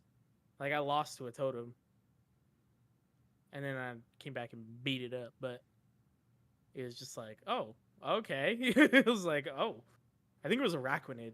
I think was the one I lost to. I was like, oh, Oh, okay, so that's how these are. All right. the games that I lost to vanilla when I first started was um Crystal against Faulkner. And Oh, mine that's was because Bradley Green against the Elite Four. yeah, I didn't know what I was doing, and I'm like, oh, well, why this Pokemon called Chikorita? Why is it dying against this bird? I didn't know types. I didn't know anything. I just knew Chikorita was not a good starter. Um, and so I chose Totodile.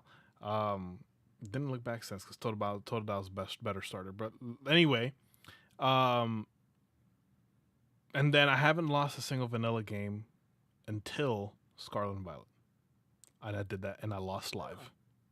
Hmm. I lost live. Freaking Nimona. No, you lost to Nimona, Bro, I mean, I let the I let the Skeledirge freaking set up. I let it set up. Nudi's over here is having the time of his life, laughing his ass off here.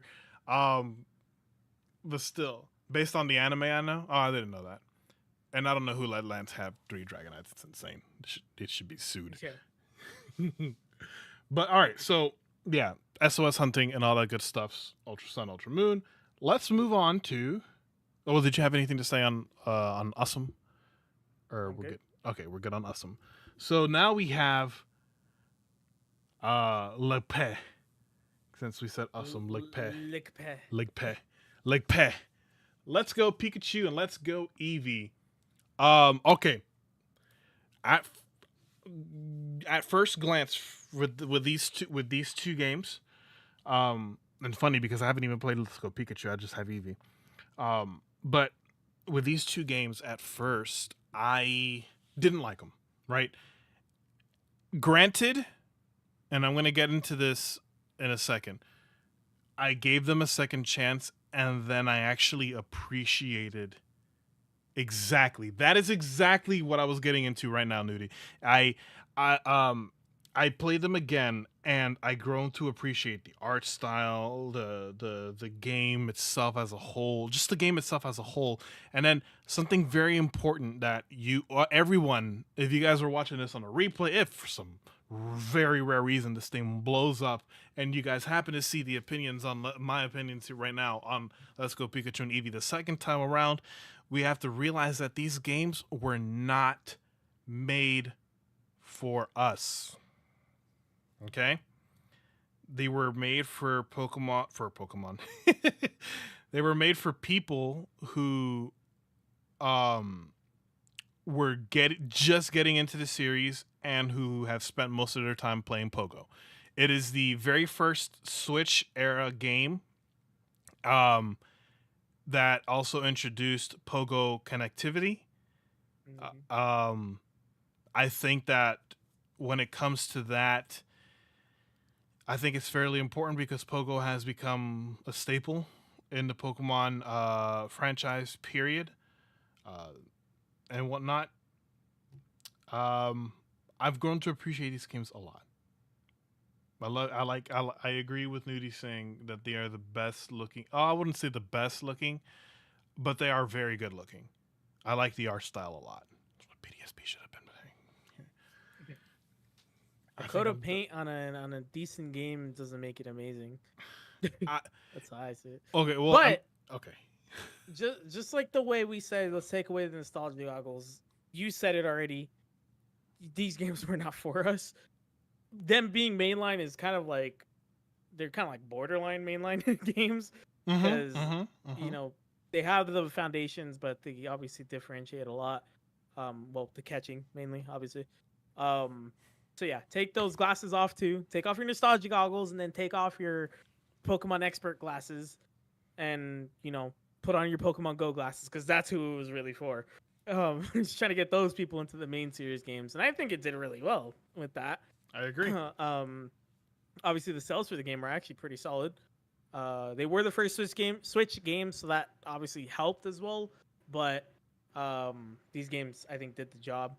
But I'd put them low, meets expectations for me personally. I obviously would rather play the red, blue, and yellow, but Fire Leaf Green. If I want to play Kanto, I'm playing Fire Leaf Green. So these games don't really, they don't, I don't know. I personally have only played them one time. Well, actually, no, that's a lie. Twice. I have played them twice, but the replayability for me is kind of bad. It's pretty bad, honestly. So that would technically, yes, kind of put it in one and done. But I had fun on those playthroughs. Would I play them again? No, probably not. But I had fun. I thought they were cool. I'd love to see another set of these games, even though they said they'll never do them again. Let's go, Johto. I don't even really like Johto, and I'd still like to see that. So, Fired. unfortunate, but if they are to be the only Let's Go games we ever get, I think meets expectations at the bottom is where I'd put them. Because they were a fun experience. It was different. It was unique. And as someone who played Pokemon, these games came out like 2018 or something, who played Pokemon for like 10 plus years at that point, I like them still. So I'd put them bottom meets expectations. You know, I agree. I would put them above Crystal, below Ruby and Sapphire. Would I play them again? Yeah, I would play them again, but I would play others first. Oh yeah. I'm fine. I think graphically, yeah. I mean, I know Ruby and Sapphire obviously aren't the prettiest looking games either, but it's a big step from Crystal to Ruby and Sapphire. Yeah, it is. All right, so now we have Sword and Shield. You can take point on this one because now we have all these super contentious games. Because now we're talking.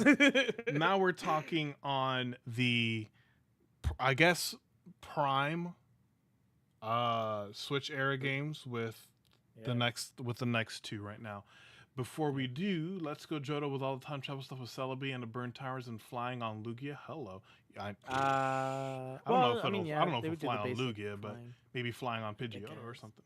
Yeah. But actually, since I'm sure this is probably gonna be the bulk of our discussion, I'm gonna run to the bathroom real quick. Alrighty, so we're gonna take a brief intermission here while he goes and to the little streamer's room.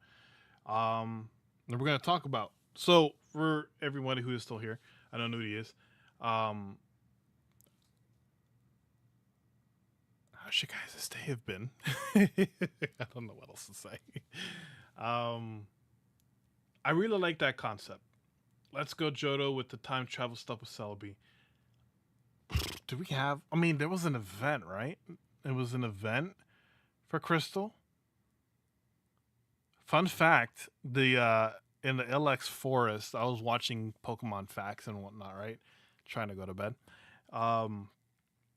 and I learned that the shrine in Gold and Silver didn't really have much of a meaning at all. Like they put it there because it was just there, and it didn't have much of a thing. So fun fact, there and whatnot.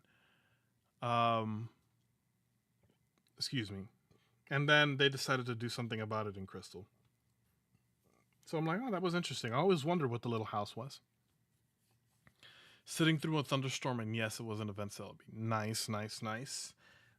Sorry, I've been sitting on that since like Gen 5, but we were having such a good discussion. I didn't want to get up. Oh, you're good. You're good. Man, that sounds like a whole vibe, Nudie. You're sitting through a thunderstorm. I wish that was me. And you could use it in the remakes and fight Giovanni, and you find out that Silver is his son, and it makes sense. Oh yeah. If they expanded that on a Let's Go Johto, that would be great. It actually makes Silver a good rival. Yeah. I mean, I like Silver as a rival, but hey. Yeah, he's just a copy of Blue, but nobody's ready to have that conversation. Let's move on to what I believe. Go ahead. No, finish. I was just making noises. Okay. So let's move on to what I believe is prime Switch era games as of right now. Note that when I say prime, I'm talking about to where it ran I wouldn't say smoothly. Well, I mean, it ran smoothly for me. I'm not gonna lie. I can't say anything other than that. It ran smoothly for me. Never once did it shut down or anything like that, and I didn't have any graphics drops. So yeah. Oh, we have Danny. He's saying goodbye forever. No, come back, baby, come back. Silver actually throws hands. Yes. All right. All right. So what I believe in, as far as the Switch games running smoothly, because I didn't have any problems with them. We have Sword and Shield. I hate Hop. Bum, bum, bum. I like how I just dropped that in there. We have Sword and Shield. I hate Hop. I get it. I know what you're gonna say, so I'll let you say your piece on it. You know, I still hate Hop. I don't give a fuck. I think he's annoying, and that does a lot for me. However, the Pokedex, I think is really good. Yes. I think the Star Wars Pokedex is solid. Yeah, I think the Pokedex is really, really good. Honestly, one of the first Pokedexes where I like remembered most of the Pokemon through my first playthrough. Yeah, right? Yeah. Maybe I don't know if it was just me like having being older and being able to remember more things, but because obviously I played these games when I was 18. So I guess maybe that helped, but like these games, yeah, were the first ones where I genuinely remembered a lot of the Pokédex through my first playthrough. I did use all new Pokemon too, so that helped. Nice, nice. Love you too, Danny. Love you too. And maybe for a future we'll explore a guest. Alrighty, so yeah, we were talking on the Pokedex. I think that this generation is where things started to get freaking goated. Okay, Pokemon started to get broken. Gen 8 broke the competitive. It broke the competitive scene, and whatnot. The starters, in my opinion, this is. I mean, hold on. Before I say anything, let me go ahead and think back.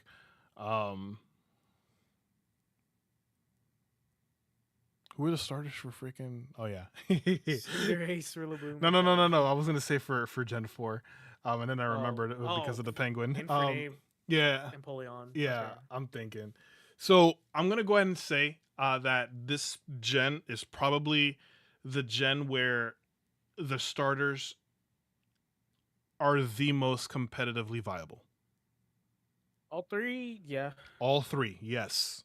Cinderace with a Barrow, fucking Rillaboom with Decidueye let the last gen down. Hmm?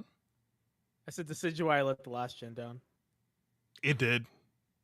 It did. Yep. Rillaboom with Grassy Terrain, or I forgot what the ability was called. Grassy Surge. And then we have Sniper with Inteleon. Very fitting. We have G-Max, which after being in the EBL for so long, actually has kind of grown on me, but I still don't think that it's the best gimmick. But it has grown slightly on me and whatnot. If I'm gonna be completely honest, the only complaints that I have on this game is the fact that there's a lot of dialogue. And for a story game lover, because I like RPG games, I don't like too much dialogue. At the very least, give me the option to skip. And I didn't really have that here.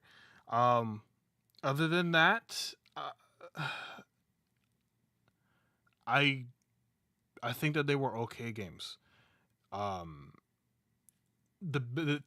the evil team's name here? Macrocosmo is the evil team. Team Yells, they're not an evil team. I hate when people put them under evil team. They're not an evil team. Well, you know what I mean. You know what I mean, though. There's a bunch of hooligans.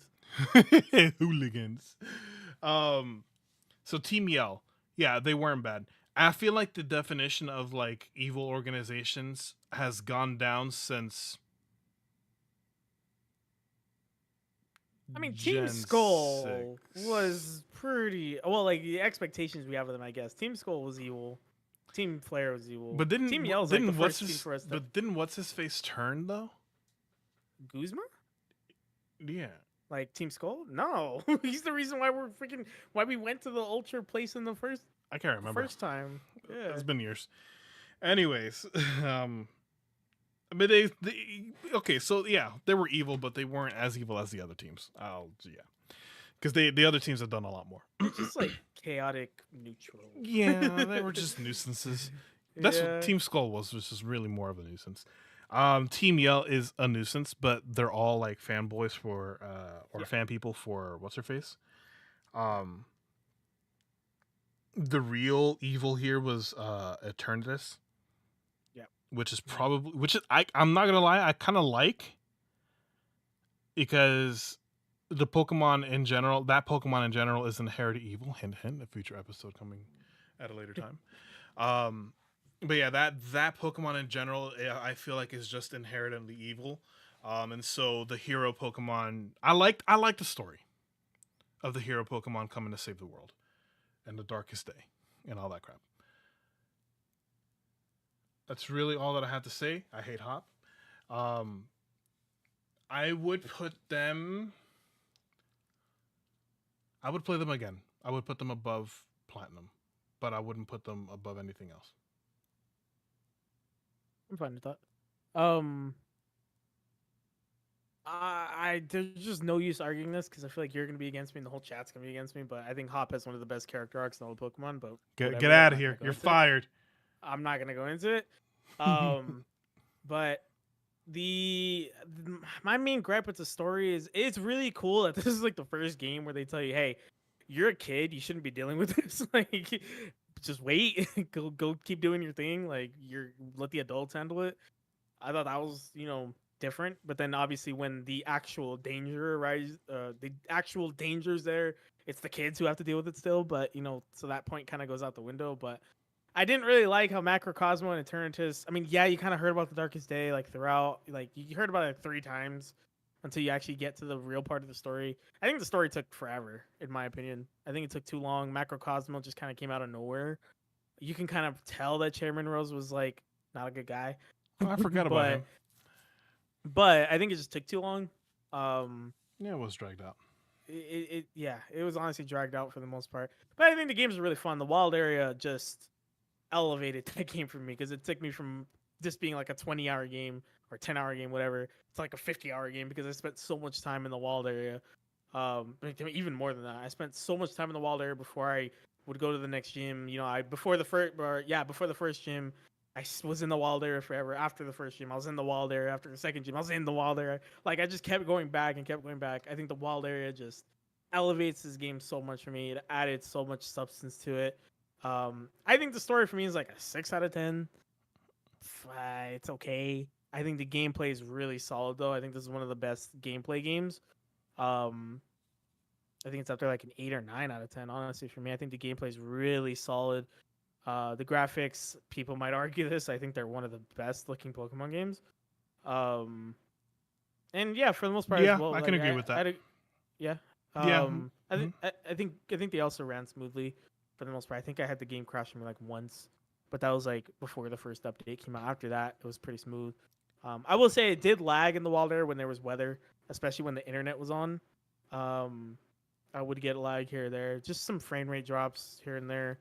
The music was okay. Though. The music was okay. The gym leader theme is one of my favorites. Yeah. I know. Yeah, it's really awesome. Rose's theme is actually pretty good too.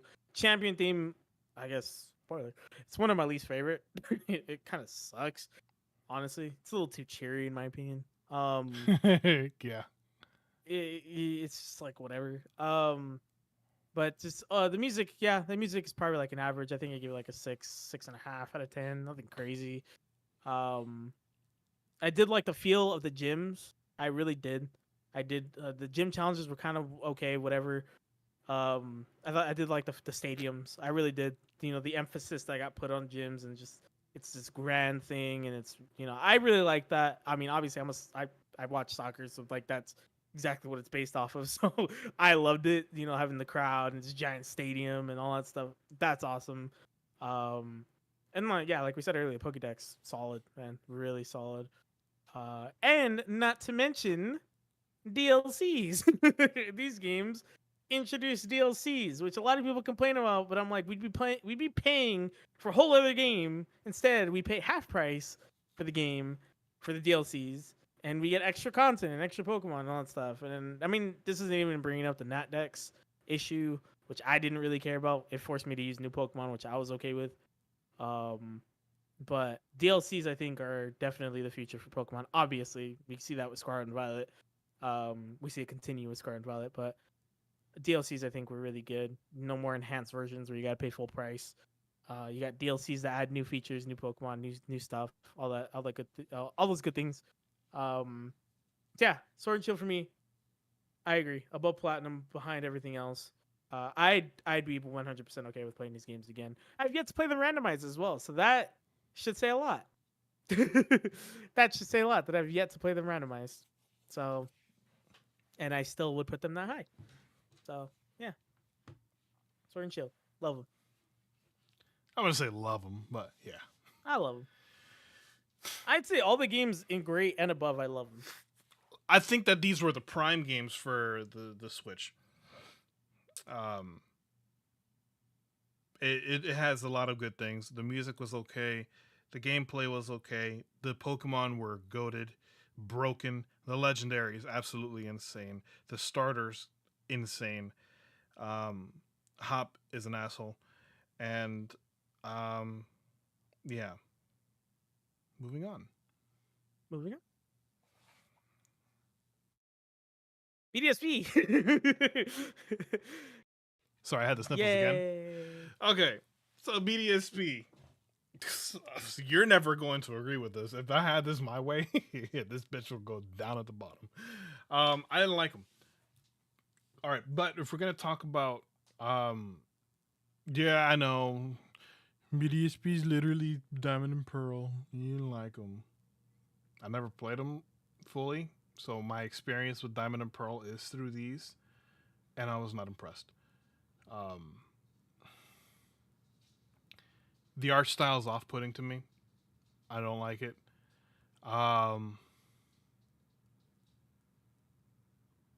The only thing that I liked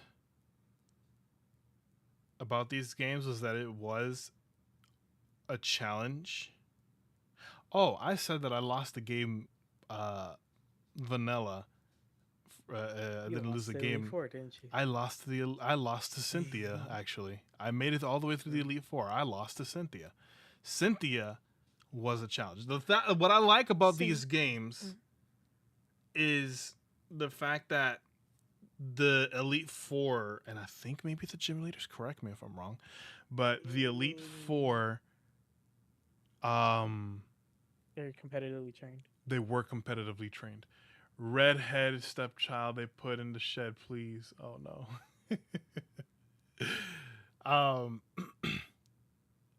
I think the gym leaders were too. I'm pretty sure they were trained as well. I think they were too.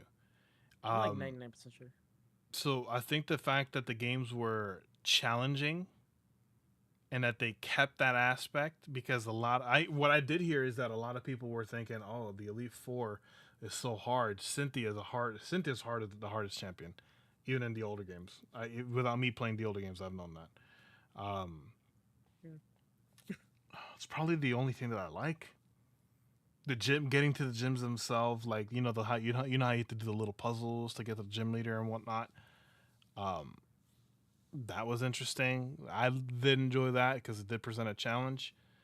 The gyms themselves provided. I guess the gym leaders, Elite Four and Cynthia, is probably the only thing that I liked. I didn't like anything else. That's all I have to say. Oh, I guess ranking. I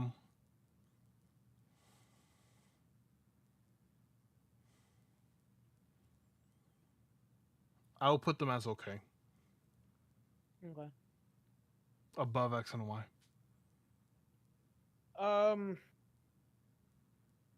So I'm not even like the craziest fan of Sinnoh, and in my opinion, if Diamond and Pearl and Platinum did not exist, people would not think so lowly of these games.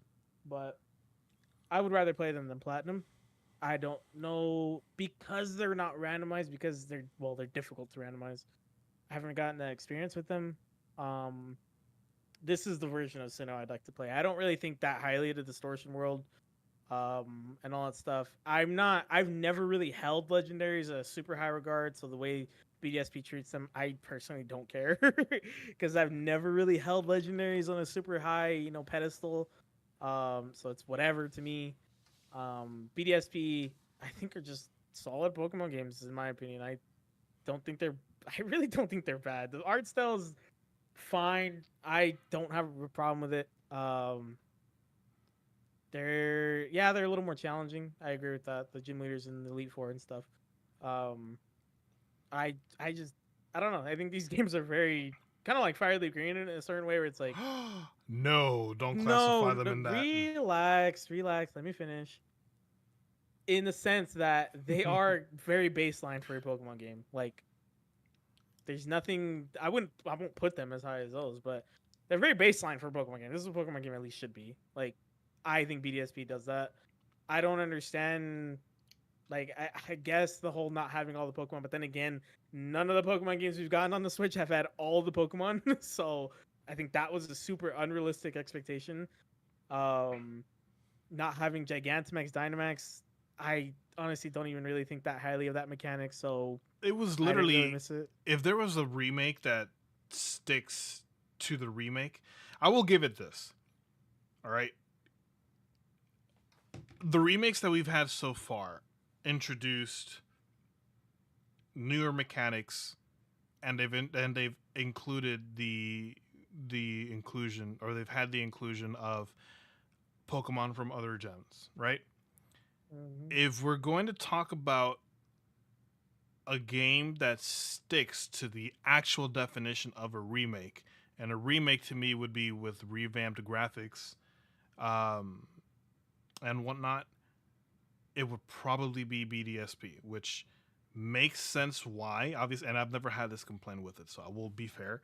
I've never had this complaint with it. Why they didn't introduce gimmicks, BDA,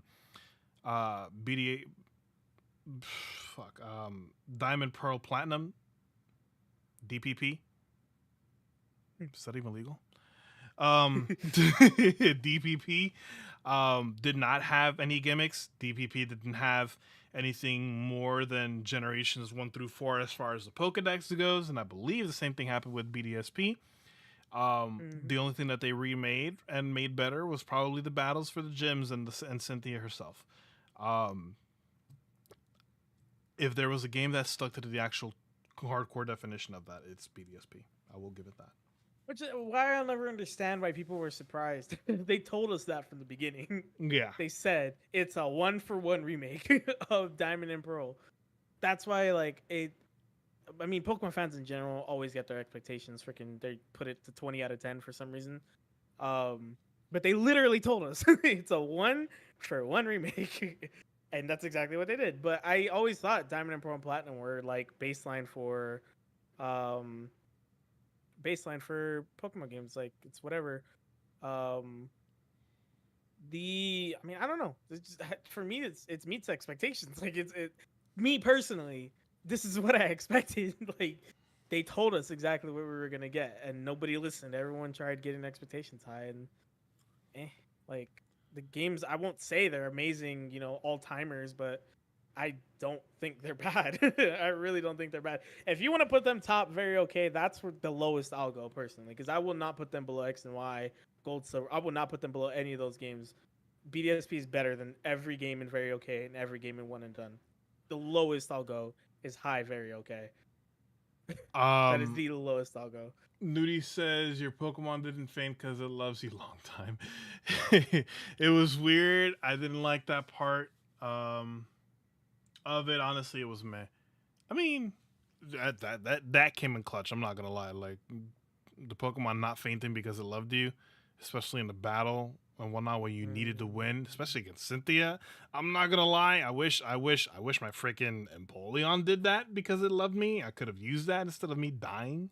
But hey, Yeah, that's how I got through an Infinite only run. It's oh, because of that. because it loved you. Mhm. We have a problem then because I don't agree. I mean, I think this should be put. I think gold and silver should go above it.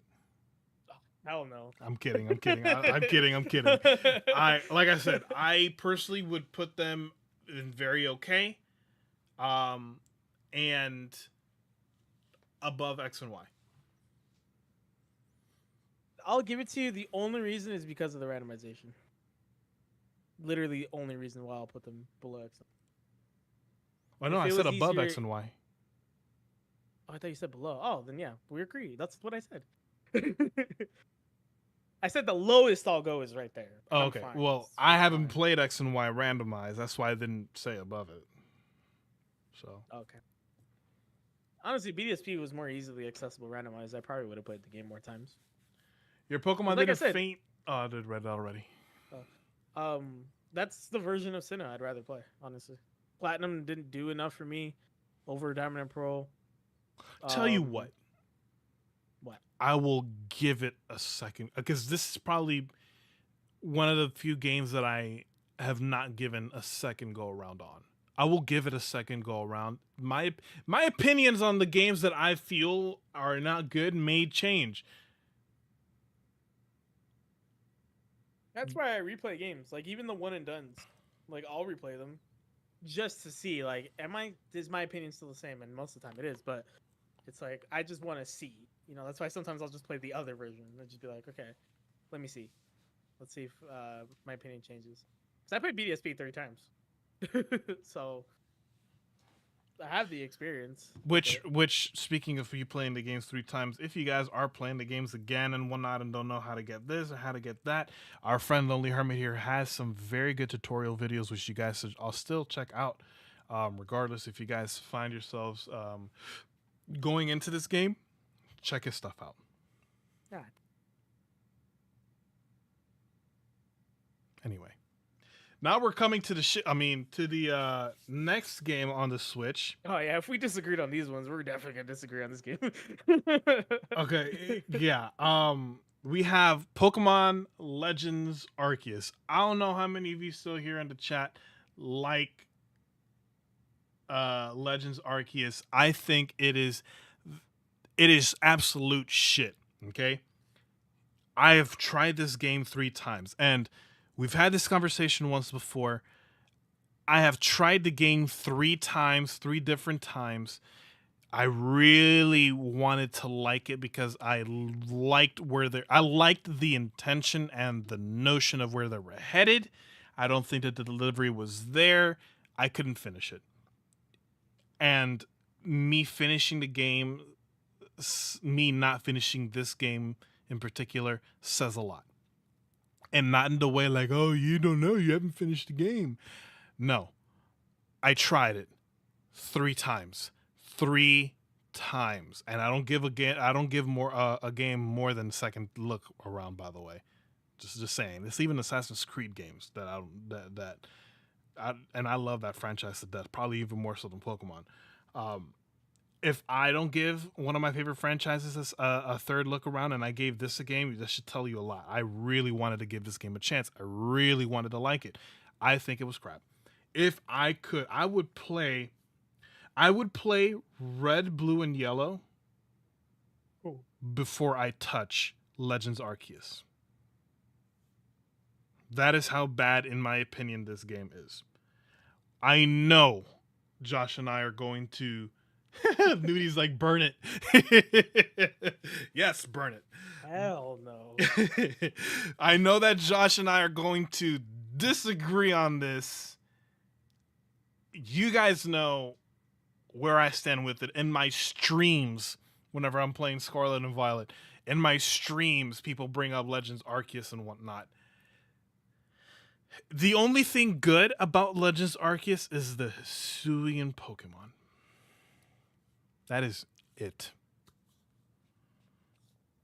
And some of them are not even competitively viable, and I think that they're still good.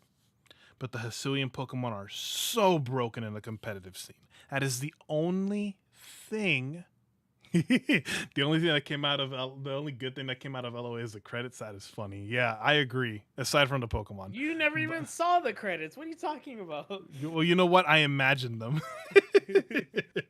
Anyway, the Hisuian forms are broken in the competitive scene. I love the Hisuian forms. That is probably the only good thing from the game that this game has. Um, I will say that there is a thing with the gliding mechanic with the Braviary that I like. If we're gonna do gliding, um, then I'll save that for later. Anyway, that's it. I would rather play Red, Blue, and Yellow over this game.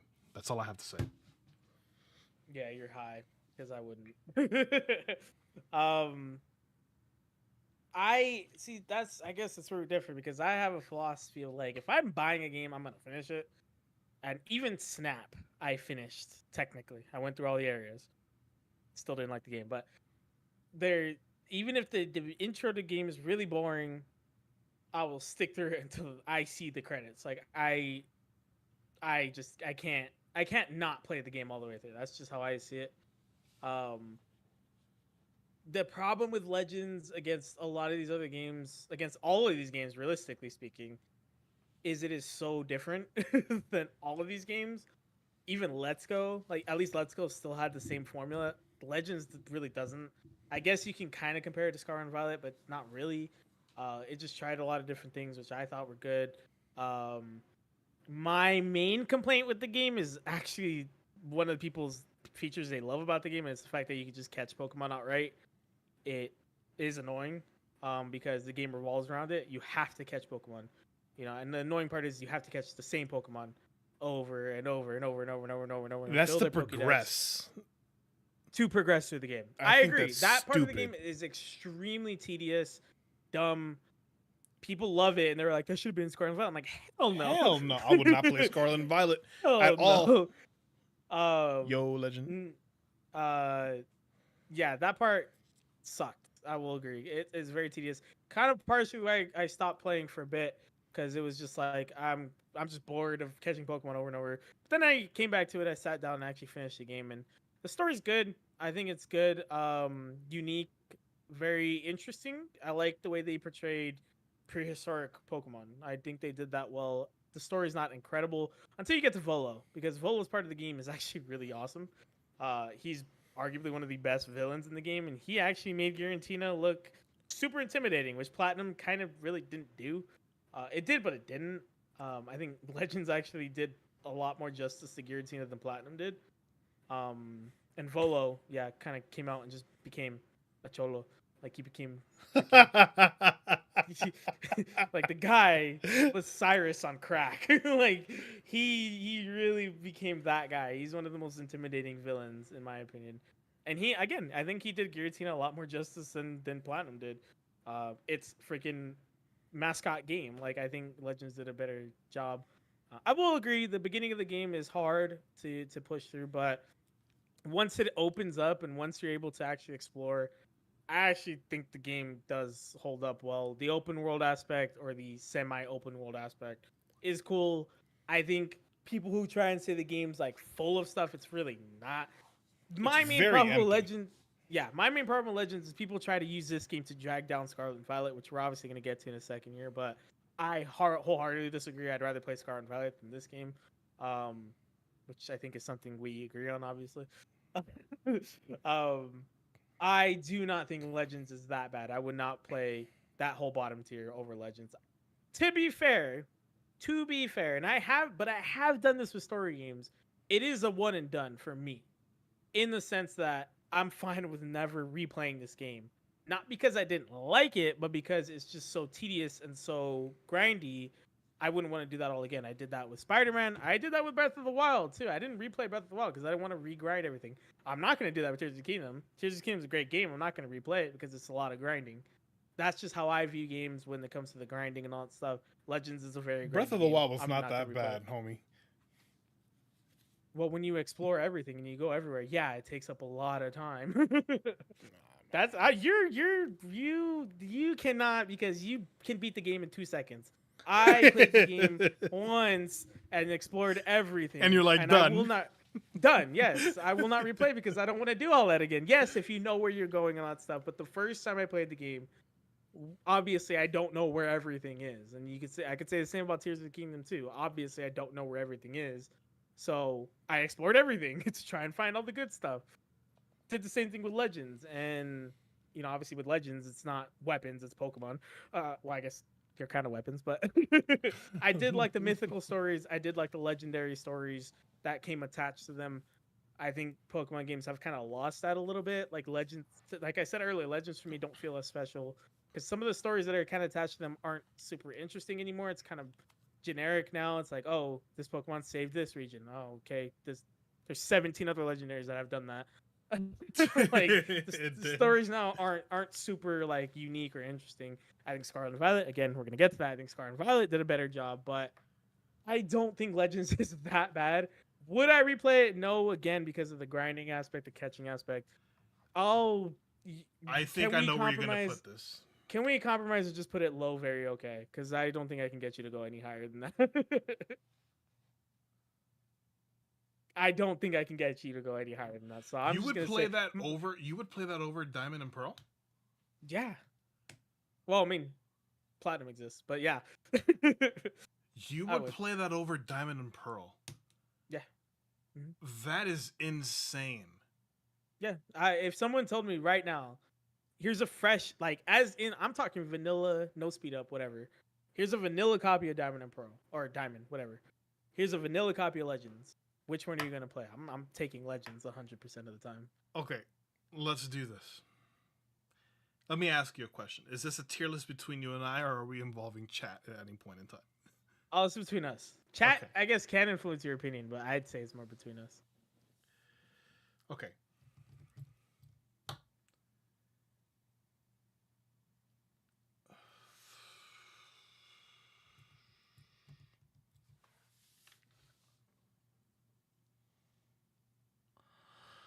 Only if it's one and done. If it's one, because you did say it's one and done. Yeah, but the problem is I would put Breath of the Wild, like if we were doing a video game tiers, I'd put Breath of the Wild and Tears of the Kingdom in S. But they are one and done games for me too. So I guess the title of that tier is a little murky with this game because Tears, like I said, Tears of the Kingdom, Breath of the Wild, I'd put them S if we were doing the video game tier list. But they are one and done for me. Spider-Man was a one and done for me, but I loved that game. That's an easy S for me too. God of War, love that game. That's a one and done. It's just they're games that are very grindy. You can go here, there's side quests here, there's this, there's that. So for me, although it's a one and done, it's still like a great game. So are you looking at chat? I hate when people say that. So, all right, check this out. Hear me out. And if not, then I will compromise with what you said about very low, very okay. But the fact that you said it is one and done, but you wouldn't play that entire tier above it, what if you put it above Diamond and Pearl? Fine, I guess. I really wouldn't put it. I wouldn't even put it in very okay, but I knew there's no way I'm getting you to put it any higher. So. Okay, so your personal opinion, right? This is not. Don't change. Are you serious? Yeah. Put that bitch down back where it was. That's why I didn't even say where I would put it. Because I knew you would never go that high. No, bro. Me saying very okay was me pushing it. I knew that was me pushing it. Me, and I was willing to compromise. I know very you literally wouldn't even have it on the tier list. It would be here. Like I know where you would have it. Be untiered. So that's why I said very okay all the way at the bottom. Wow, I'm surprised, man. That's tell you what. I had fun with it. Tell you what. Okay, I'm gonna be fair. Let's put that in very okay below gold and silver. I knew there was no way I could get it above gold and silver as well. No, there isn't. I will replay gold and silver over I knew over there was Legends. no shot. That's why I knew. I was thinking about it while I was talking about it. I was like, that's exactly where I want it. That's what I'm gonna pitch, and I'm hoping he goes for it. That's the best I'm gonna get. I'll tell you why. First off, I agree. Josh should be smoking that good stuff. You better share some of that, Josh. Second Hey, I of pay all, money for a game. I'm gonna finish it. I'm just saying. okay. I get it. 110%. I get what you're saying about the fact that you're gonna finish it. Normally I would too, but at the end of the day, sometimes in business you have to cut off your losses, and you have to accept when an investment was a loss. I invested in Arceus, I lost. Okay. However, I will be fair. I didn't finish the game. No matter how many times I tried, I couldn't get through it. In my opinion, it says a lot, but didn't finish the game. So I will compromise with very okay below gold and silver, not putting it in one and done. But if it was my own personal opinion, the son bitch will be untiered. Okay, Nudie, we're talking about video games, not food. This is not a food tier list. It's a video game tier list. If I pay money for a video game, I'm gonna finish it. I don't care how bad it is. I mean, if I was hungry, I'd eat that multi taco too, bro. I would not. I'm messing around. I mean, not gonna lie, my stomach will probably take it. But all right. I think, are you okay with that? I'm fine with that. Okay. I knew that's the best I can get out of you, so I'll take it. That was my highball offer, and I got it. Let's go. I'm fair but firmly cruel. All right, so now we're talking the latest iterations of Pokemon on the Switch, in the Switch era. Yes. The one that we all were flocking to back in November. We were all very excited for this with the things that we saw. And now that excitement that I'm seeing is now starting to resurge in the form of the DLCs. Yes, guys, we are talking with Scarlet and Violet. I'm going to let you take point on this one because I know that you have more, as far as you restarting the games with your type locks and everything, you have more experiences on it. I'll go ahead and talk about my experiences and what I liked, and then we'll decide where we tier this. Yeah, because you do more post game stuff. I haven't really done a lot of post game like grinding or raids or stuff. So we do have different experiences. That's true. Mm-hmm. I will say, first and foremost, to preface everything, the DLCs have not come out for these games. But it will come out soon. No, but the DLCs could easily elevate these games high. Like, let's say the DLCs are freaking amazing, and suddenly these games become incredible. So I'm just saying, prefaces by saying, no DLCs yet, so just get that out the way. But these games, the beginning of the game, so I actually had a viewer, that same viewer that had asked me about how many times I played Auras, Super Blade Anime. He asked me to, because I had mentioned how much I did not like X and Y's intro and how tedious it was and all that. And they were like, well, what do you think of Ultra Sun? And what do you think of Scarlet and Violet? Ultra Sun also has a tedious intro. But Scarlet and Violet's intro, while it does take a while to get going, and by a while I mean like a couple hours, it does take a while to get going. It really does. Like, I remember my first recording for my type lock was legit almost 2 hours of just doing intro stuff. The difference being, and by the way, that was already my third playthrough of the game. So, and I started my type lock like a month after the games came out. So that should tell you how I felt about the games right at the beginning, and I still feel about the games. The beginning of the game is on paper a slog. On paper it is a slog, but the difference being is it has the wild area aspect to it. So that means you can go explore. You're not stuck on a path. You can easily go out of the way. You can find one of the gates for the ruin legendaries. You can find that right at the beginning of the game. You're gonna be like, I found it in my second playthrough. I was like, what the hell is this? I don't remember seeing this. I was like, what? And I found new Pokemon. I found this and I found that. I do think the beginning of the game, the way you're able to explore does make up for how tedious it is. Not entirely, because 2 hours is crazy. It was probably, well, I did get distracted on my playthrough, so it probably is closer to like an hour, maybe a little over that. But it's still a long intro. It is a long intro. I won't deny that. But the fact that you can explore and do all that good stuff does alleviate a lot of the, I guess, like tediousness that would come with it. I don't know if that's a word, but the amount of tedium that would come with it. Um, the beginning of the games, yes, they're a little slow, but then once you get past that, you're pretty free. You can go take on the most difficult gym leader at the beginning of the game if you want to. You can take on the easiest if you want to. You can go in any order. The level scaling, there's no level scaling, but you are welcome to go to wherever the hell you want to go to. This game is free and it does it well because it does nudge you.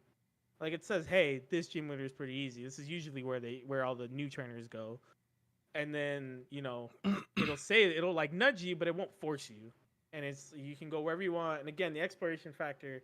I mean, I kind of broke the game. I went into areas I wasn't supposed to. Like I was literally sat there trying to do the same jumps over and over and over, trying to get into new areas. And that's exactly what I was able to do. I was able to find new areas and jump into new places that I was not supposed to go to because I couldn't get back. So I was going in new areas, finding new Pokemon. I was like, what is that? What is that? What the hell is that? Oh my God, what the hell? These new Pokemon, all that. So I will say the exploration aspect of this game, for me, is awesome. It added so much to the gameplay, being able to run around, find new Pokemon, go new places.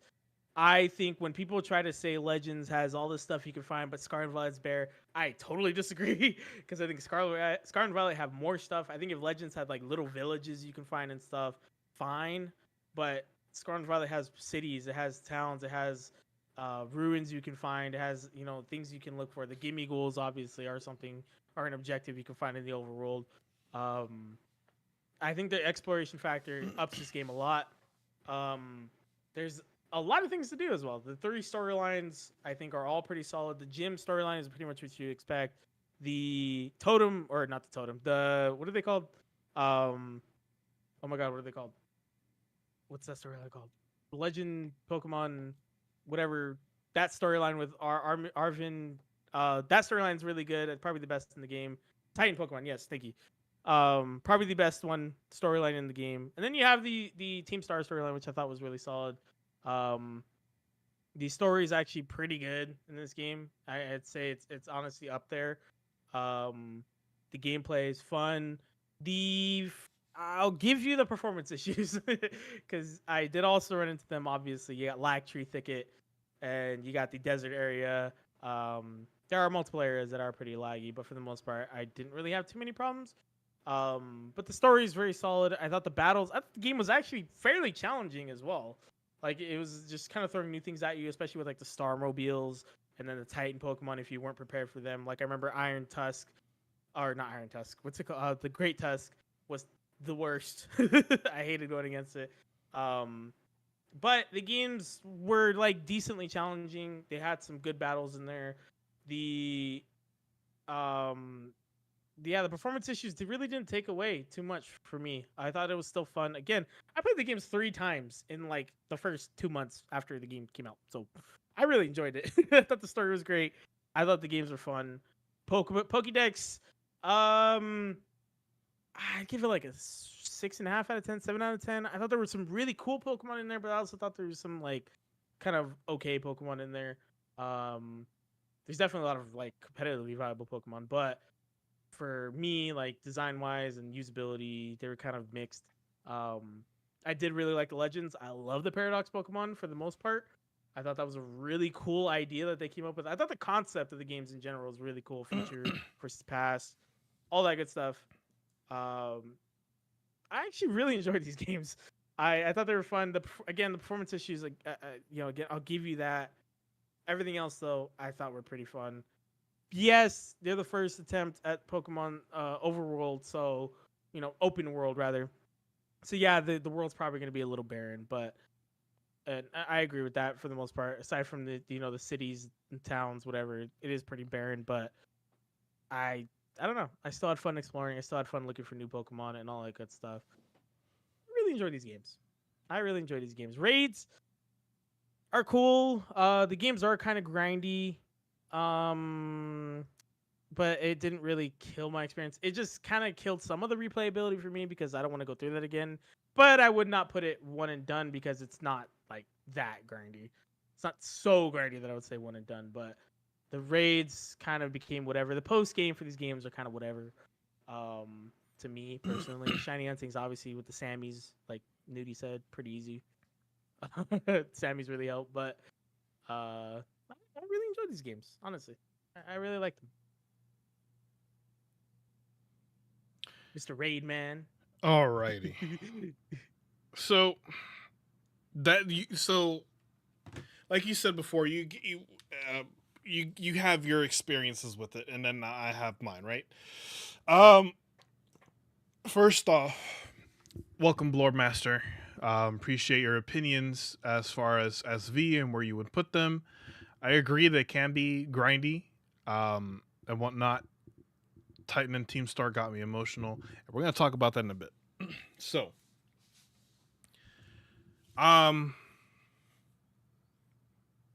these are, as far as Pokemon games go, for me, they're up there because I enjoyed them. I think the gyms could have been harder. They were fairly easy for me. I think the gym path probably could have been a little more challenging. I Yeah. agree with that. I think that the gyms were easy, not challenging. The Titan Pokemon were an interesting twist. I'll tell you what I like. Right, I like the organization of the games. Okay, Yeah. we have the 3 story arcs. Right, you have Victory Road, the other one, and Starfall. Right. Path of Legends. Yeah, okay. Path of Legends and Starfall. So I like the organization of the games. Okay. Victory Road was easy. Not challenging, underwhelming. Path of Legends was an interesting take. Path of Legends, really good story. Yeah. Really good story. It's not wanting to send messages tonight. I know, Ember. I don't know why that goes on. I'm sorry. What usually fixes is refreshing. But yeah, Path of Legends, really, really good story. Loved it. That's one of the reasons why it's up there. And then we have Starfall, right? I've never enjoyed going after, and they're not really evil, right? But I guess they are the antagonists, no doubt about it.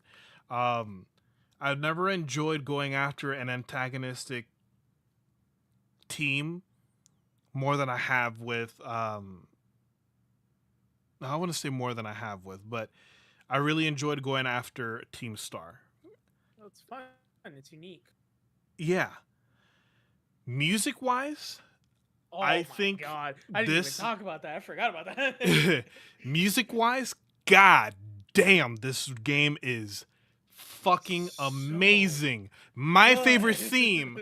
Fuck, man. My favorite theme, to the point where I even had it as the end credits for my videos, is Cassiopeia's theme. Yeah, Cassiopeia's theme. You got the Team Star boss themes. I wouldn't know. Arvin's final theme. You have the Professor's theme. I didn't even think about the Professor's theme. Like, oh my God. Like, my favorite themes right now. Area Zero too. Oh, Like, bro, my Area favorite Zero is theme. fucking awesome. Like, if I was doing voiceovers, So fitting. like, you know what? If this comes out to be a VOD, I would put Area Zero's theme throughout this entire episode.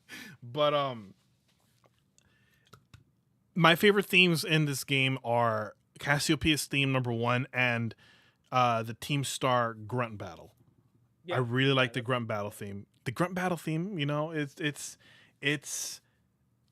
my end screen. Dragon Ball. Yeah, it is, but I love it. I love it. No. That's why I love it. So music aside, even like when you're going into the overworld and whatnot, I have the music still playing in my head. You know, Yeah. it's Mhm. great. Area Zero, like Josh mentioned, great. Story for Path of Legends, great. Team Starfall story, great. Cassiopeia, great. I think she's a great character. What's her face? Greta, Gripa, whatever her name is. Gita. Who? Gita. I don't. The Wow. champion? Yeah. I don't know why. I don't know why Yeah. I was thinking. I don't know what the fuck I was thinking. But yeah, the champion. She's underwhelming in Yeah. my opinion. If she had just freaking led with toxic spikes, so much better. Yeah, Nemona was Would have been a challenging battle. Nemona was Yes. slightly annoying, slightly, but she was. I think she's probably one of the better rivals. She is a rival.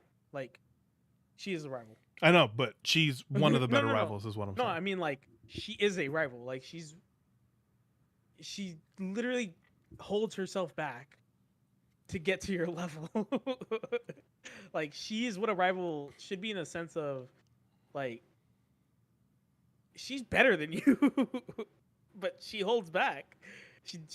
Until you face her at the end, because she says it from the beginning. Like, even the what's the headmaster tells you, like, you need to use weaker Pokemon because he's barely starting out.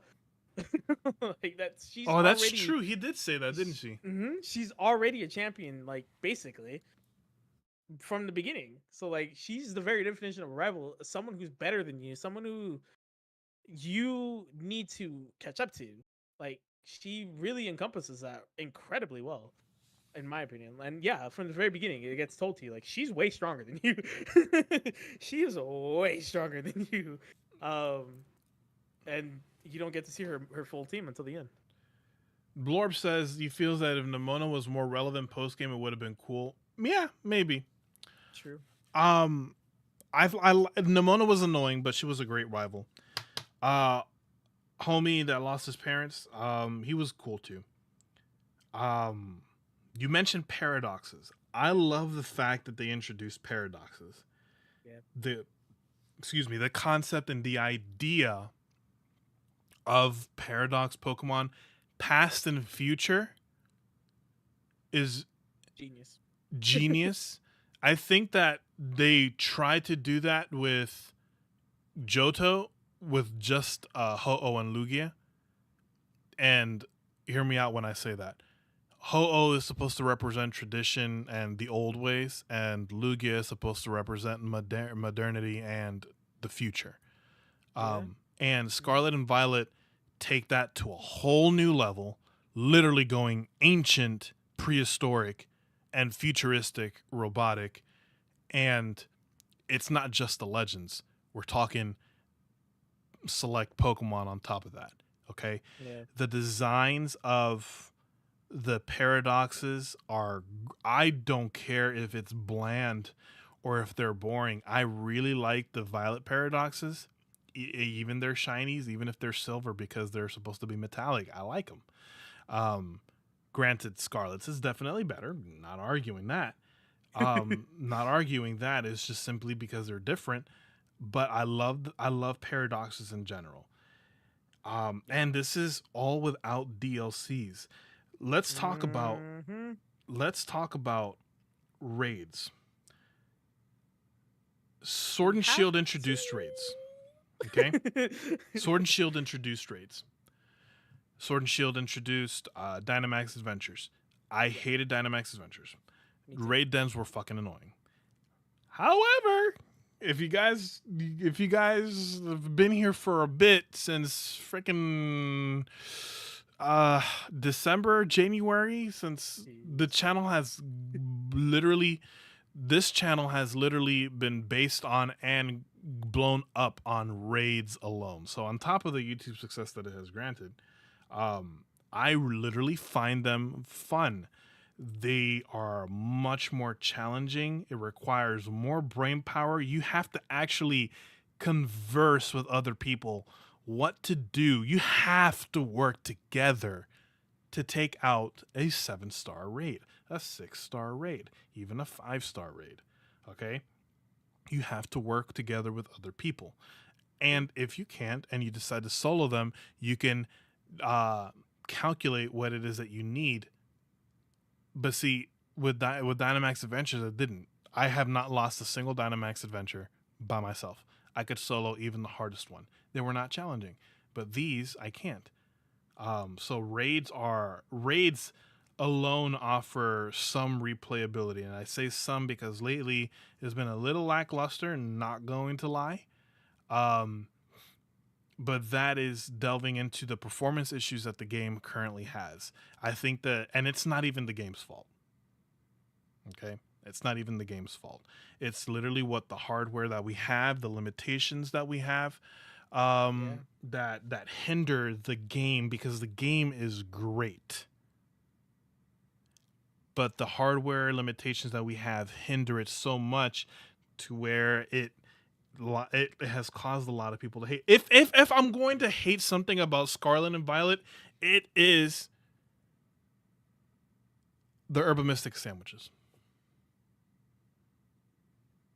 If I'm, huh? I said interesting. Yes. If I'm gonna hate on something, it's that, and it's not because they're stupid. I think it's a great mechanic for egg power because egg breeding can be tedious.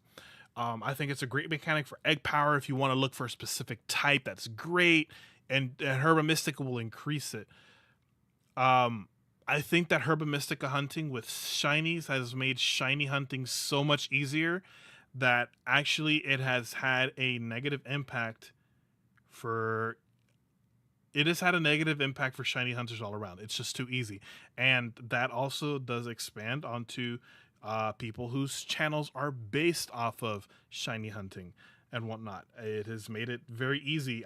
For one, I will speak from experience on that too, but that's a whole other topic for not even related to a podcast in general. It's some of the things that were meant to be easy have actually made the game so annoying, and to where it's starting to affect other things as well. So Herba Mystica hunting is one of them for shinies. I think that this game has made shinies way too accessible. In fact, the previous generations, since Generation 7, started doing that, and I'm not really a big fan of it. So please bring back shiny hunting the way it was. Make it difficult, make it actually worth, because you tell me, oh, look, it's a shiny. My reactions are not the same as to what me encountering my first shiny in the Alola back in the day. It's not the same. Other than that, those are my experiences with it, performance issues that it's had, and as far as playability, I still play this game to this day. So replayability is not an issue. I will replay these games too. It's not an issue. The beginning part, like you mentioned, is a little tedious. Well, tedious as far as there's a lot. So there's a lot going on, and it may be slow, but it's not like Sword and Shield. It's not like Legends Arceus. It is not like whatever other game has a long intro, X and Y. It's not like that. I do not find this is probably one of the first games where I actually do not find the rivals or the beginning annoying at all. This is a great game all around. So ranking time for me personally, because I still play these games right now, I would put them in the great would play again above Black and White. Ooh, okay. Because the negatives that it has are not its fault. But I am willing to compromise, and let's see where you would put them. I would just move them down one. So put maybe them... the DLCs will change that, but below Black and White. Okay, I'm fair. I'm cool with that. Because I do like Scarlet and Violet. Like I said, I like the exploration gameplay. It's cool. It's great. But it's just maybe the DLCs will help obviously, but it kind of had the same problem as Sword and Shield, where I had that period where I played the games a lot, and yes, I definitely use that as a positive, but at the same time it's also negative because since January, I've played these games probably for 2 hours total, maybe.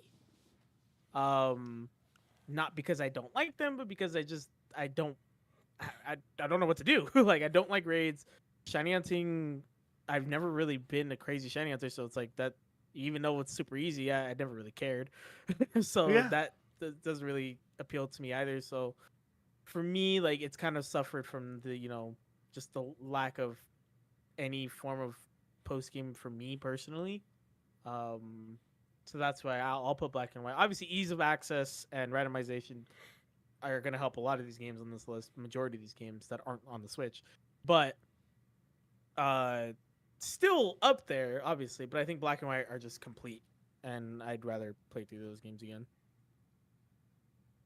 Okay. So okay, fair. So you're okay with the placement where it is right now? I'm fine. Yeah, I'm fine with that. All right.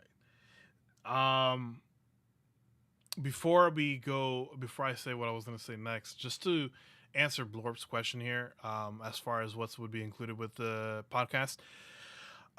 For right now, we're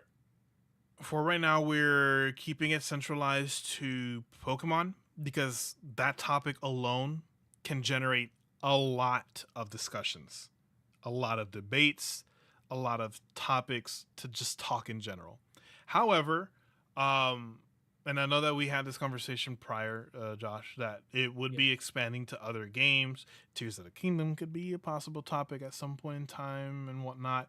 Um, you know, it's for right now. It's mainly related to games, um, Pokemon, and so on and so forth. Things that we've done, nerdiness and whatnot. I would like to open it up to other things as Yeah. well because I know that Same. in the past, um, when the podcast was when I had a different co-host, if I didn't know something, when I didn't know something, like for example, Matt, I'll say it, Stone Family 64, Matt, um, would talk about certain animes with Derek, who's another friend of the channel, great guy. I would say what I knew on whatever animes I did watch, and they would discuss it because at the end of the day, it's having a conversation with friends, um, and interests Yeah. and whatnot. And I would like to open it up to future topics, but for right now, because the, Pokemon is we could talk a lot about Pokemon to be honest. For right now, it's Pokemon and Yeah. other small games here and there. But yeah, that's what would be more included. Discussing controversial math questions with the homies. Oof, I don't know, man. Math is kind of banned here. I'm just messing. But yeah, that's really where we're at right now. I obviously can't, this is our podcast, so whatever we're both cool with is what's going to happen ultimately. Mhm. I think overall with how we place these games, I think I'm pretty okay. I'm yeah. I know. Legends is it's staring at you.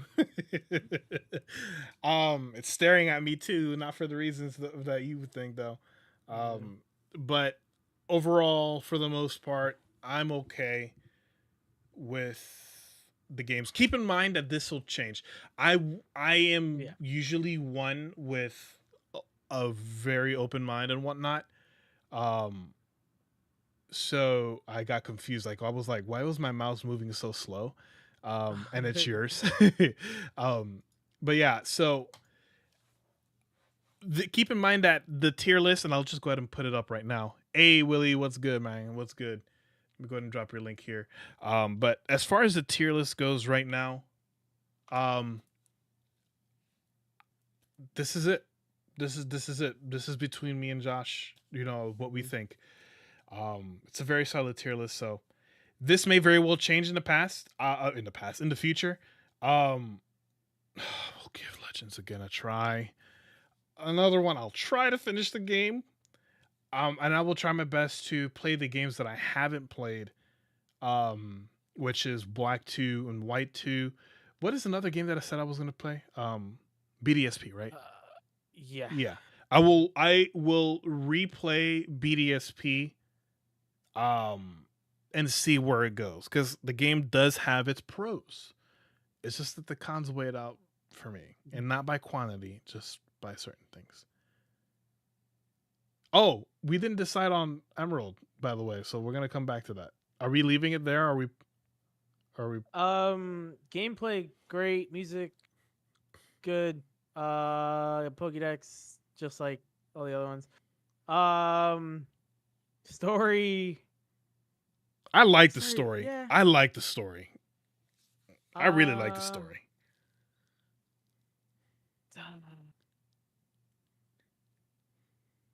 Because part of me, although I really like Emerald, is kind of feeling this for some reason.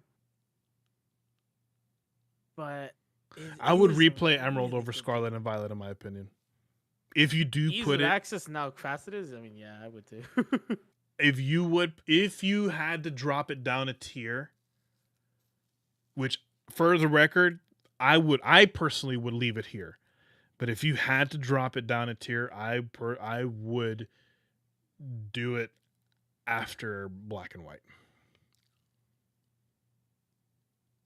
If it didn't have Battle Frontier, this would be a whole different game.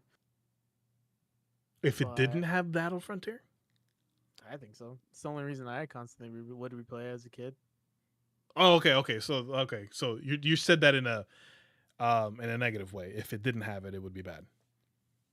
I wouldn't say bad. It'd be like here.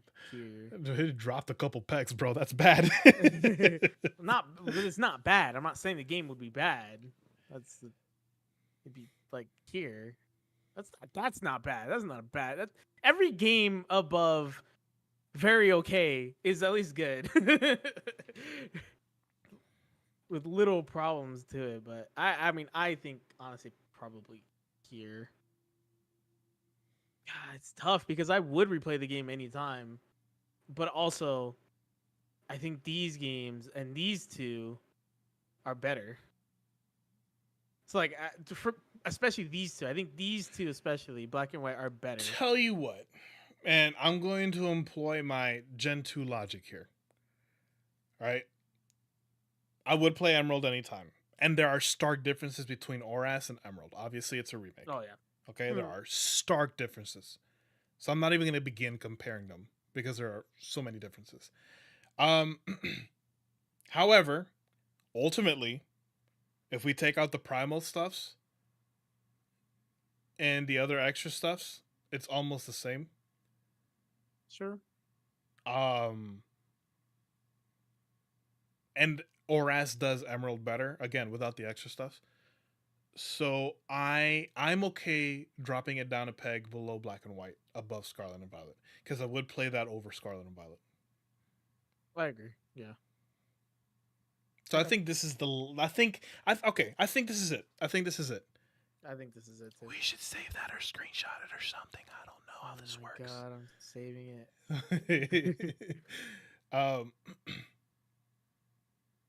And then later on, after we replay the games, we'll probably explore this tier list again, and move forward from there. I think that this has been a good, successful episode. What do you think?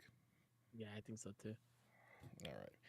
So you want to see a quick tier list of my randomized? Sure.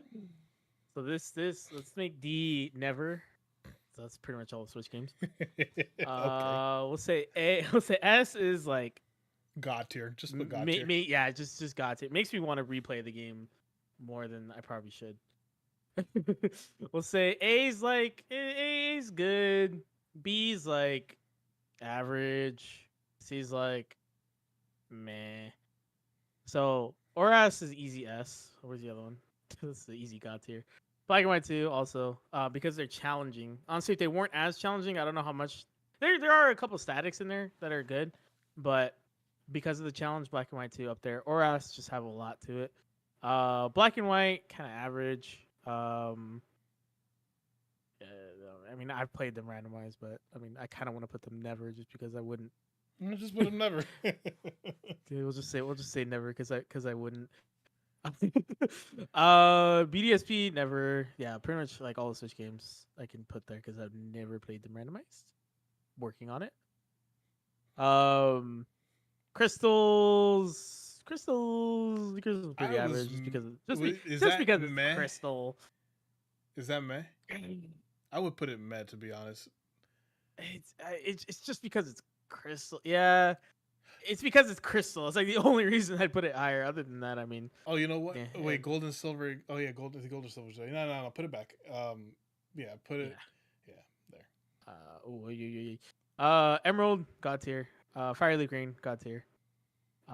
If I wanted a person to have a bit of a challenging experience, like a first Nuzlocke randomized, like you, for example, you hadn't done Nuzlocks, you hadn't really done randomized Nuzlocks, I would have given you Fire Leaf Green to start or Emerald.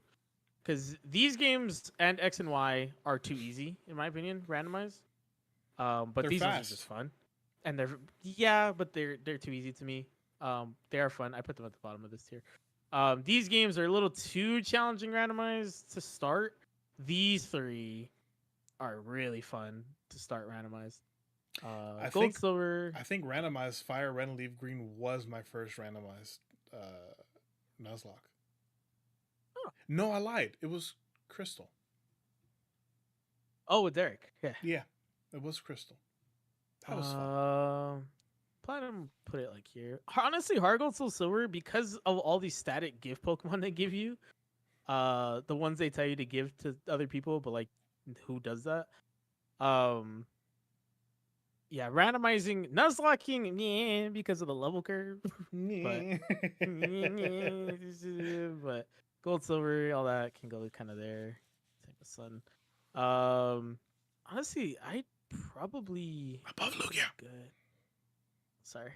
Oh, above Lugia. You said No, above no, Lugia. no. So. I Damn, there's honestly not a would move single good game. these. I would move these down because the games are great, but randomized they're just pretty easy because you can kind of stumble across mega Pokemon like really easy. I guess you could set restrictions on yourself, but they're fairly common. X and Y as well, just because of all the Pokemon you can get. You get free Mega, secondary starter, the Lapras. There's a few like statics and stuff. There's a lot of encounters you can get in X and Y, so they're pretty good. It's just these games are easy. That's my problem. They're pretty easy. I generally do not lose these randomizer Nuzlocke. These ones aren't God tier because randomized Ultra Sun and Moon. I agree. Yeah, I agree. yeah. Fun, challenging, unique. Just yeah. I these games I'll pick up randomized pretty regularly. God tier. These games I'll pick up, for the most part. These games maybe here and there. These games I don't. But and then obviously doesn't never. But these games I don't. But God tier, yeah. These games I pick up pretty regularly to practice. Honestly, if you want to practice, play those top games. If you want to practice on Nuzlocks and randomizing, do those top tier because especially these games, Ultra Sun and Moon, because they are difficult. If you don't want that much difficulty, go Black and White 2. If you want that much difficulty, go these three. But yeah, if you want to practice randomizing Nuzlocke, do that top tier because it will get you those. I've done the most Nuzlocke on those games, those 7 games, and I feel like I'm pretty good at Nuzlocke now, so they really help. Yeah. Let me just toot my own horn. Nudi's Yeah. like, I'm easy. I'm easy too, man. Too. We're all Yes. easy anyway. I think it's I think I like the order.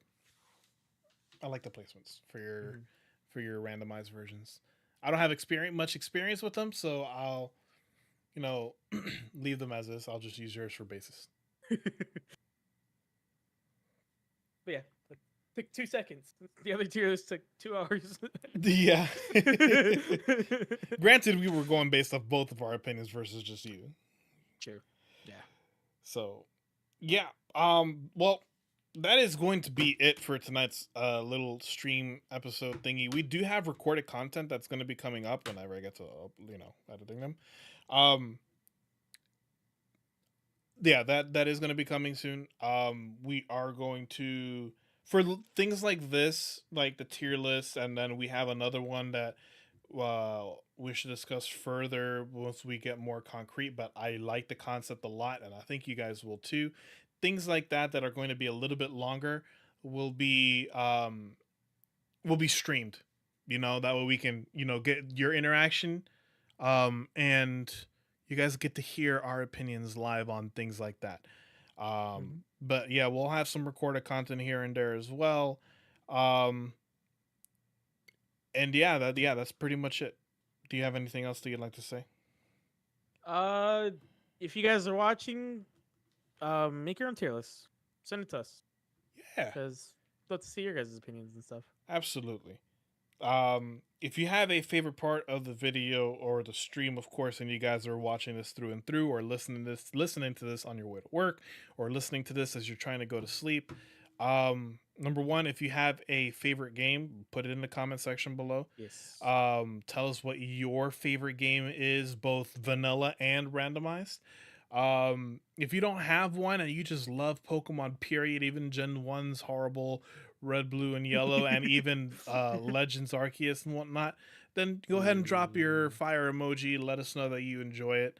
The podcast will be coming back regularly, and everything. I will definitely do the best to have to keep it revived this time. But yeah, that is pretty much it. We are looking to have certain guests and everything, Yeah. and whatnot for the future. I think it's going to be a lot of fun getting other people's opinions. So for those guest episodes as well, those would be live streamed because it'll be longer. But yeah, if you guys enjoyed Oh, everything, can you imagine if we did this with like 3 or 4 people? god damn, bro, like this will be We'd a still be 5 hour. going. It'll be a We'd 5 hour we'd be on recording. Gen 5. I know this If will be. Derek was here, we'd still be on Gen 5 because he'd be trying to get us to put it lower. No, he'd still be arguing Gen 1. That's Oh, that's if true. Derek or He's a Matt, sucker if Derek for or Gen Matt were 1. here, they would still be trying to get us to put it higher. Oh my god. We need to get them on though. For sure. We do 110%. All right, guys. So that is it. Enough rambling from us. Do you have anything you'd like to say before we go? Thank you guys for watching. Keep, like you said, we got stuff already recorded. We're gonna be doing some more in the future, so keep it out. So, I will promote. I will go ahead and plug this one more time, one more again. SoulLink for yeah. yeah, Oh yeah. platinum. We're doing a thing together. Yeah, we're doing a thing together. We're not just doing the podcast together. We're doing an Yes. actual platinum run, platinum SoulLink. So definitely check that out. Hey Barnabas, we're just catching us towards the end, my friend. But I hope you had a great day. But yeah, so we are doing a platinum SoulLink. It has been fun to record. Number one, it has been fun, and I laugh a lot just editing them. Working with this man is it's amazing. He's amazing at what he does. So subscribe to his channel. I'm gonna go ahead and drop it in here as well. And once I get the description all set up and all that good stuffs, his stuff is gonna be included. But Am I blushing? I think I'm blushing. shut up. But the man is amazing to work with. He is incredible. He is a very good friend of mine. Love him to death. And he just makes any type of. I appreciate that, Barnabas. Thank you.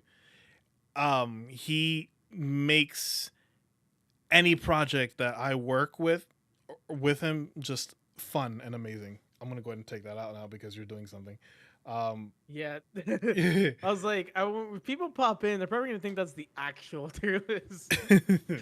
So yeah, check out the platinum SoulLink that we got going on. It's fun, and all that good stuff. And I don't have anything else to say. So if you guys catch us on the replay, you know what to do. Drop a like, hit the sub button, all that good stuff. And we will see you guys later on for the next episode. Till then, adios. Lionheart out, and Lonely Homer says bye.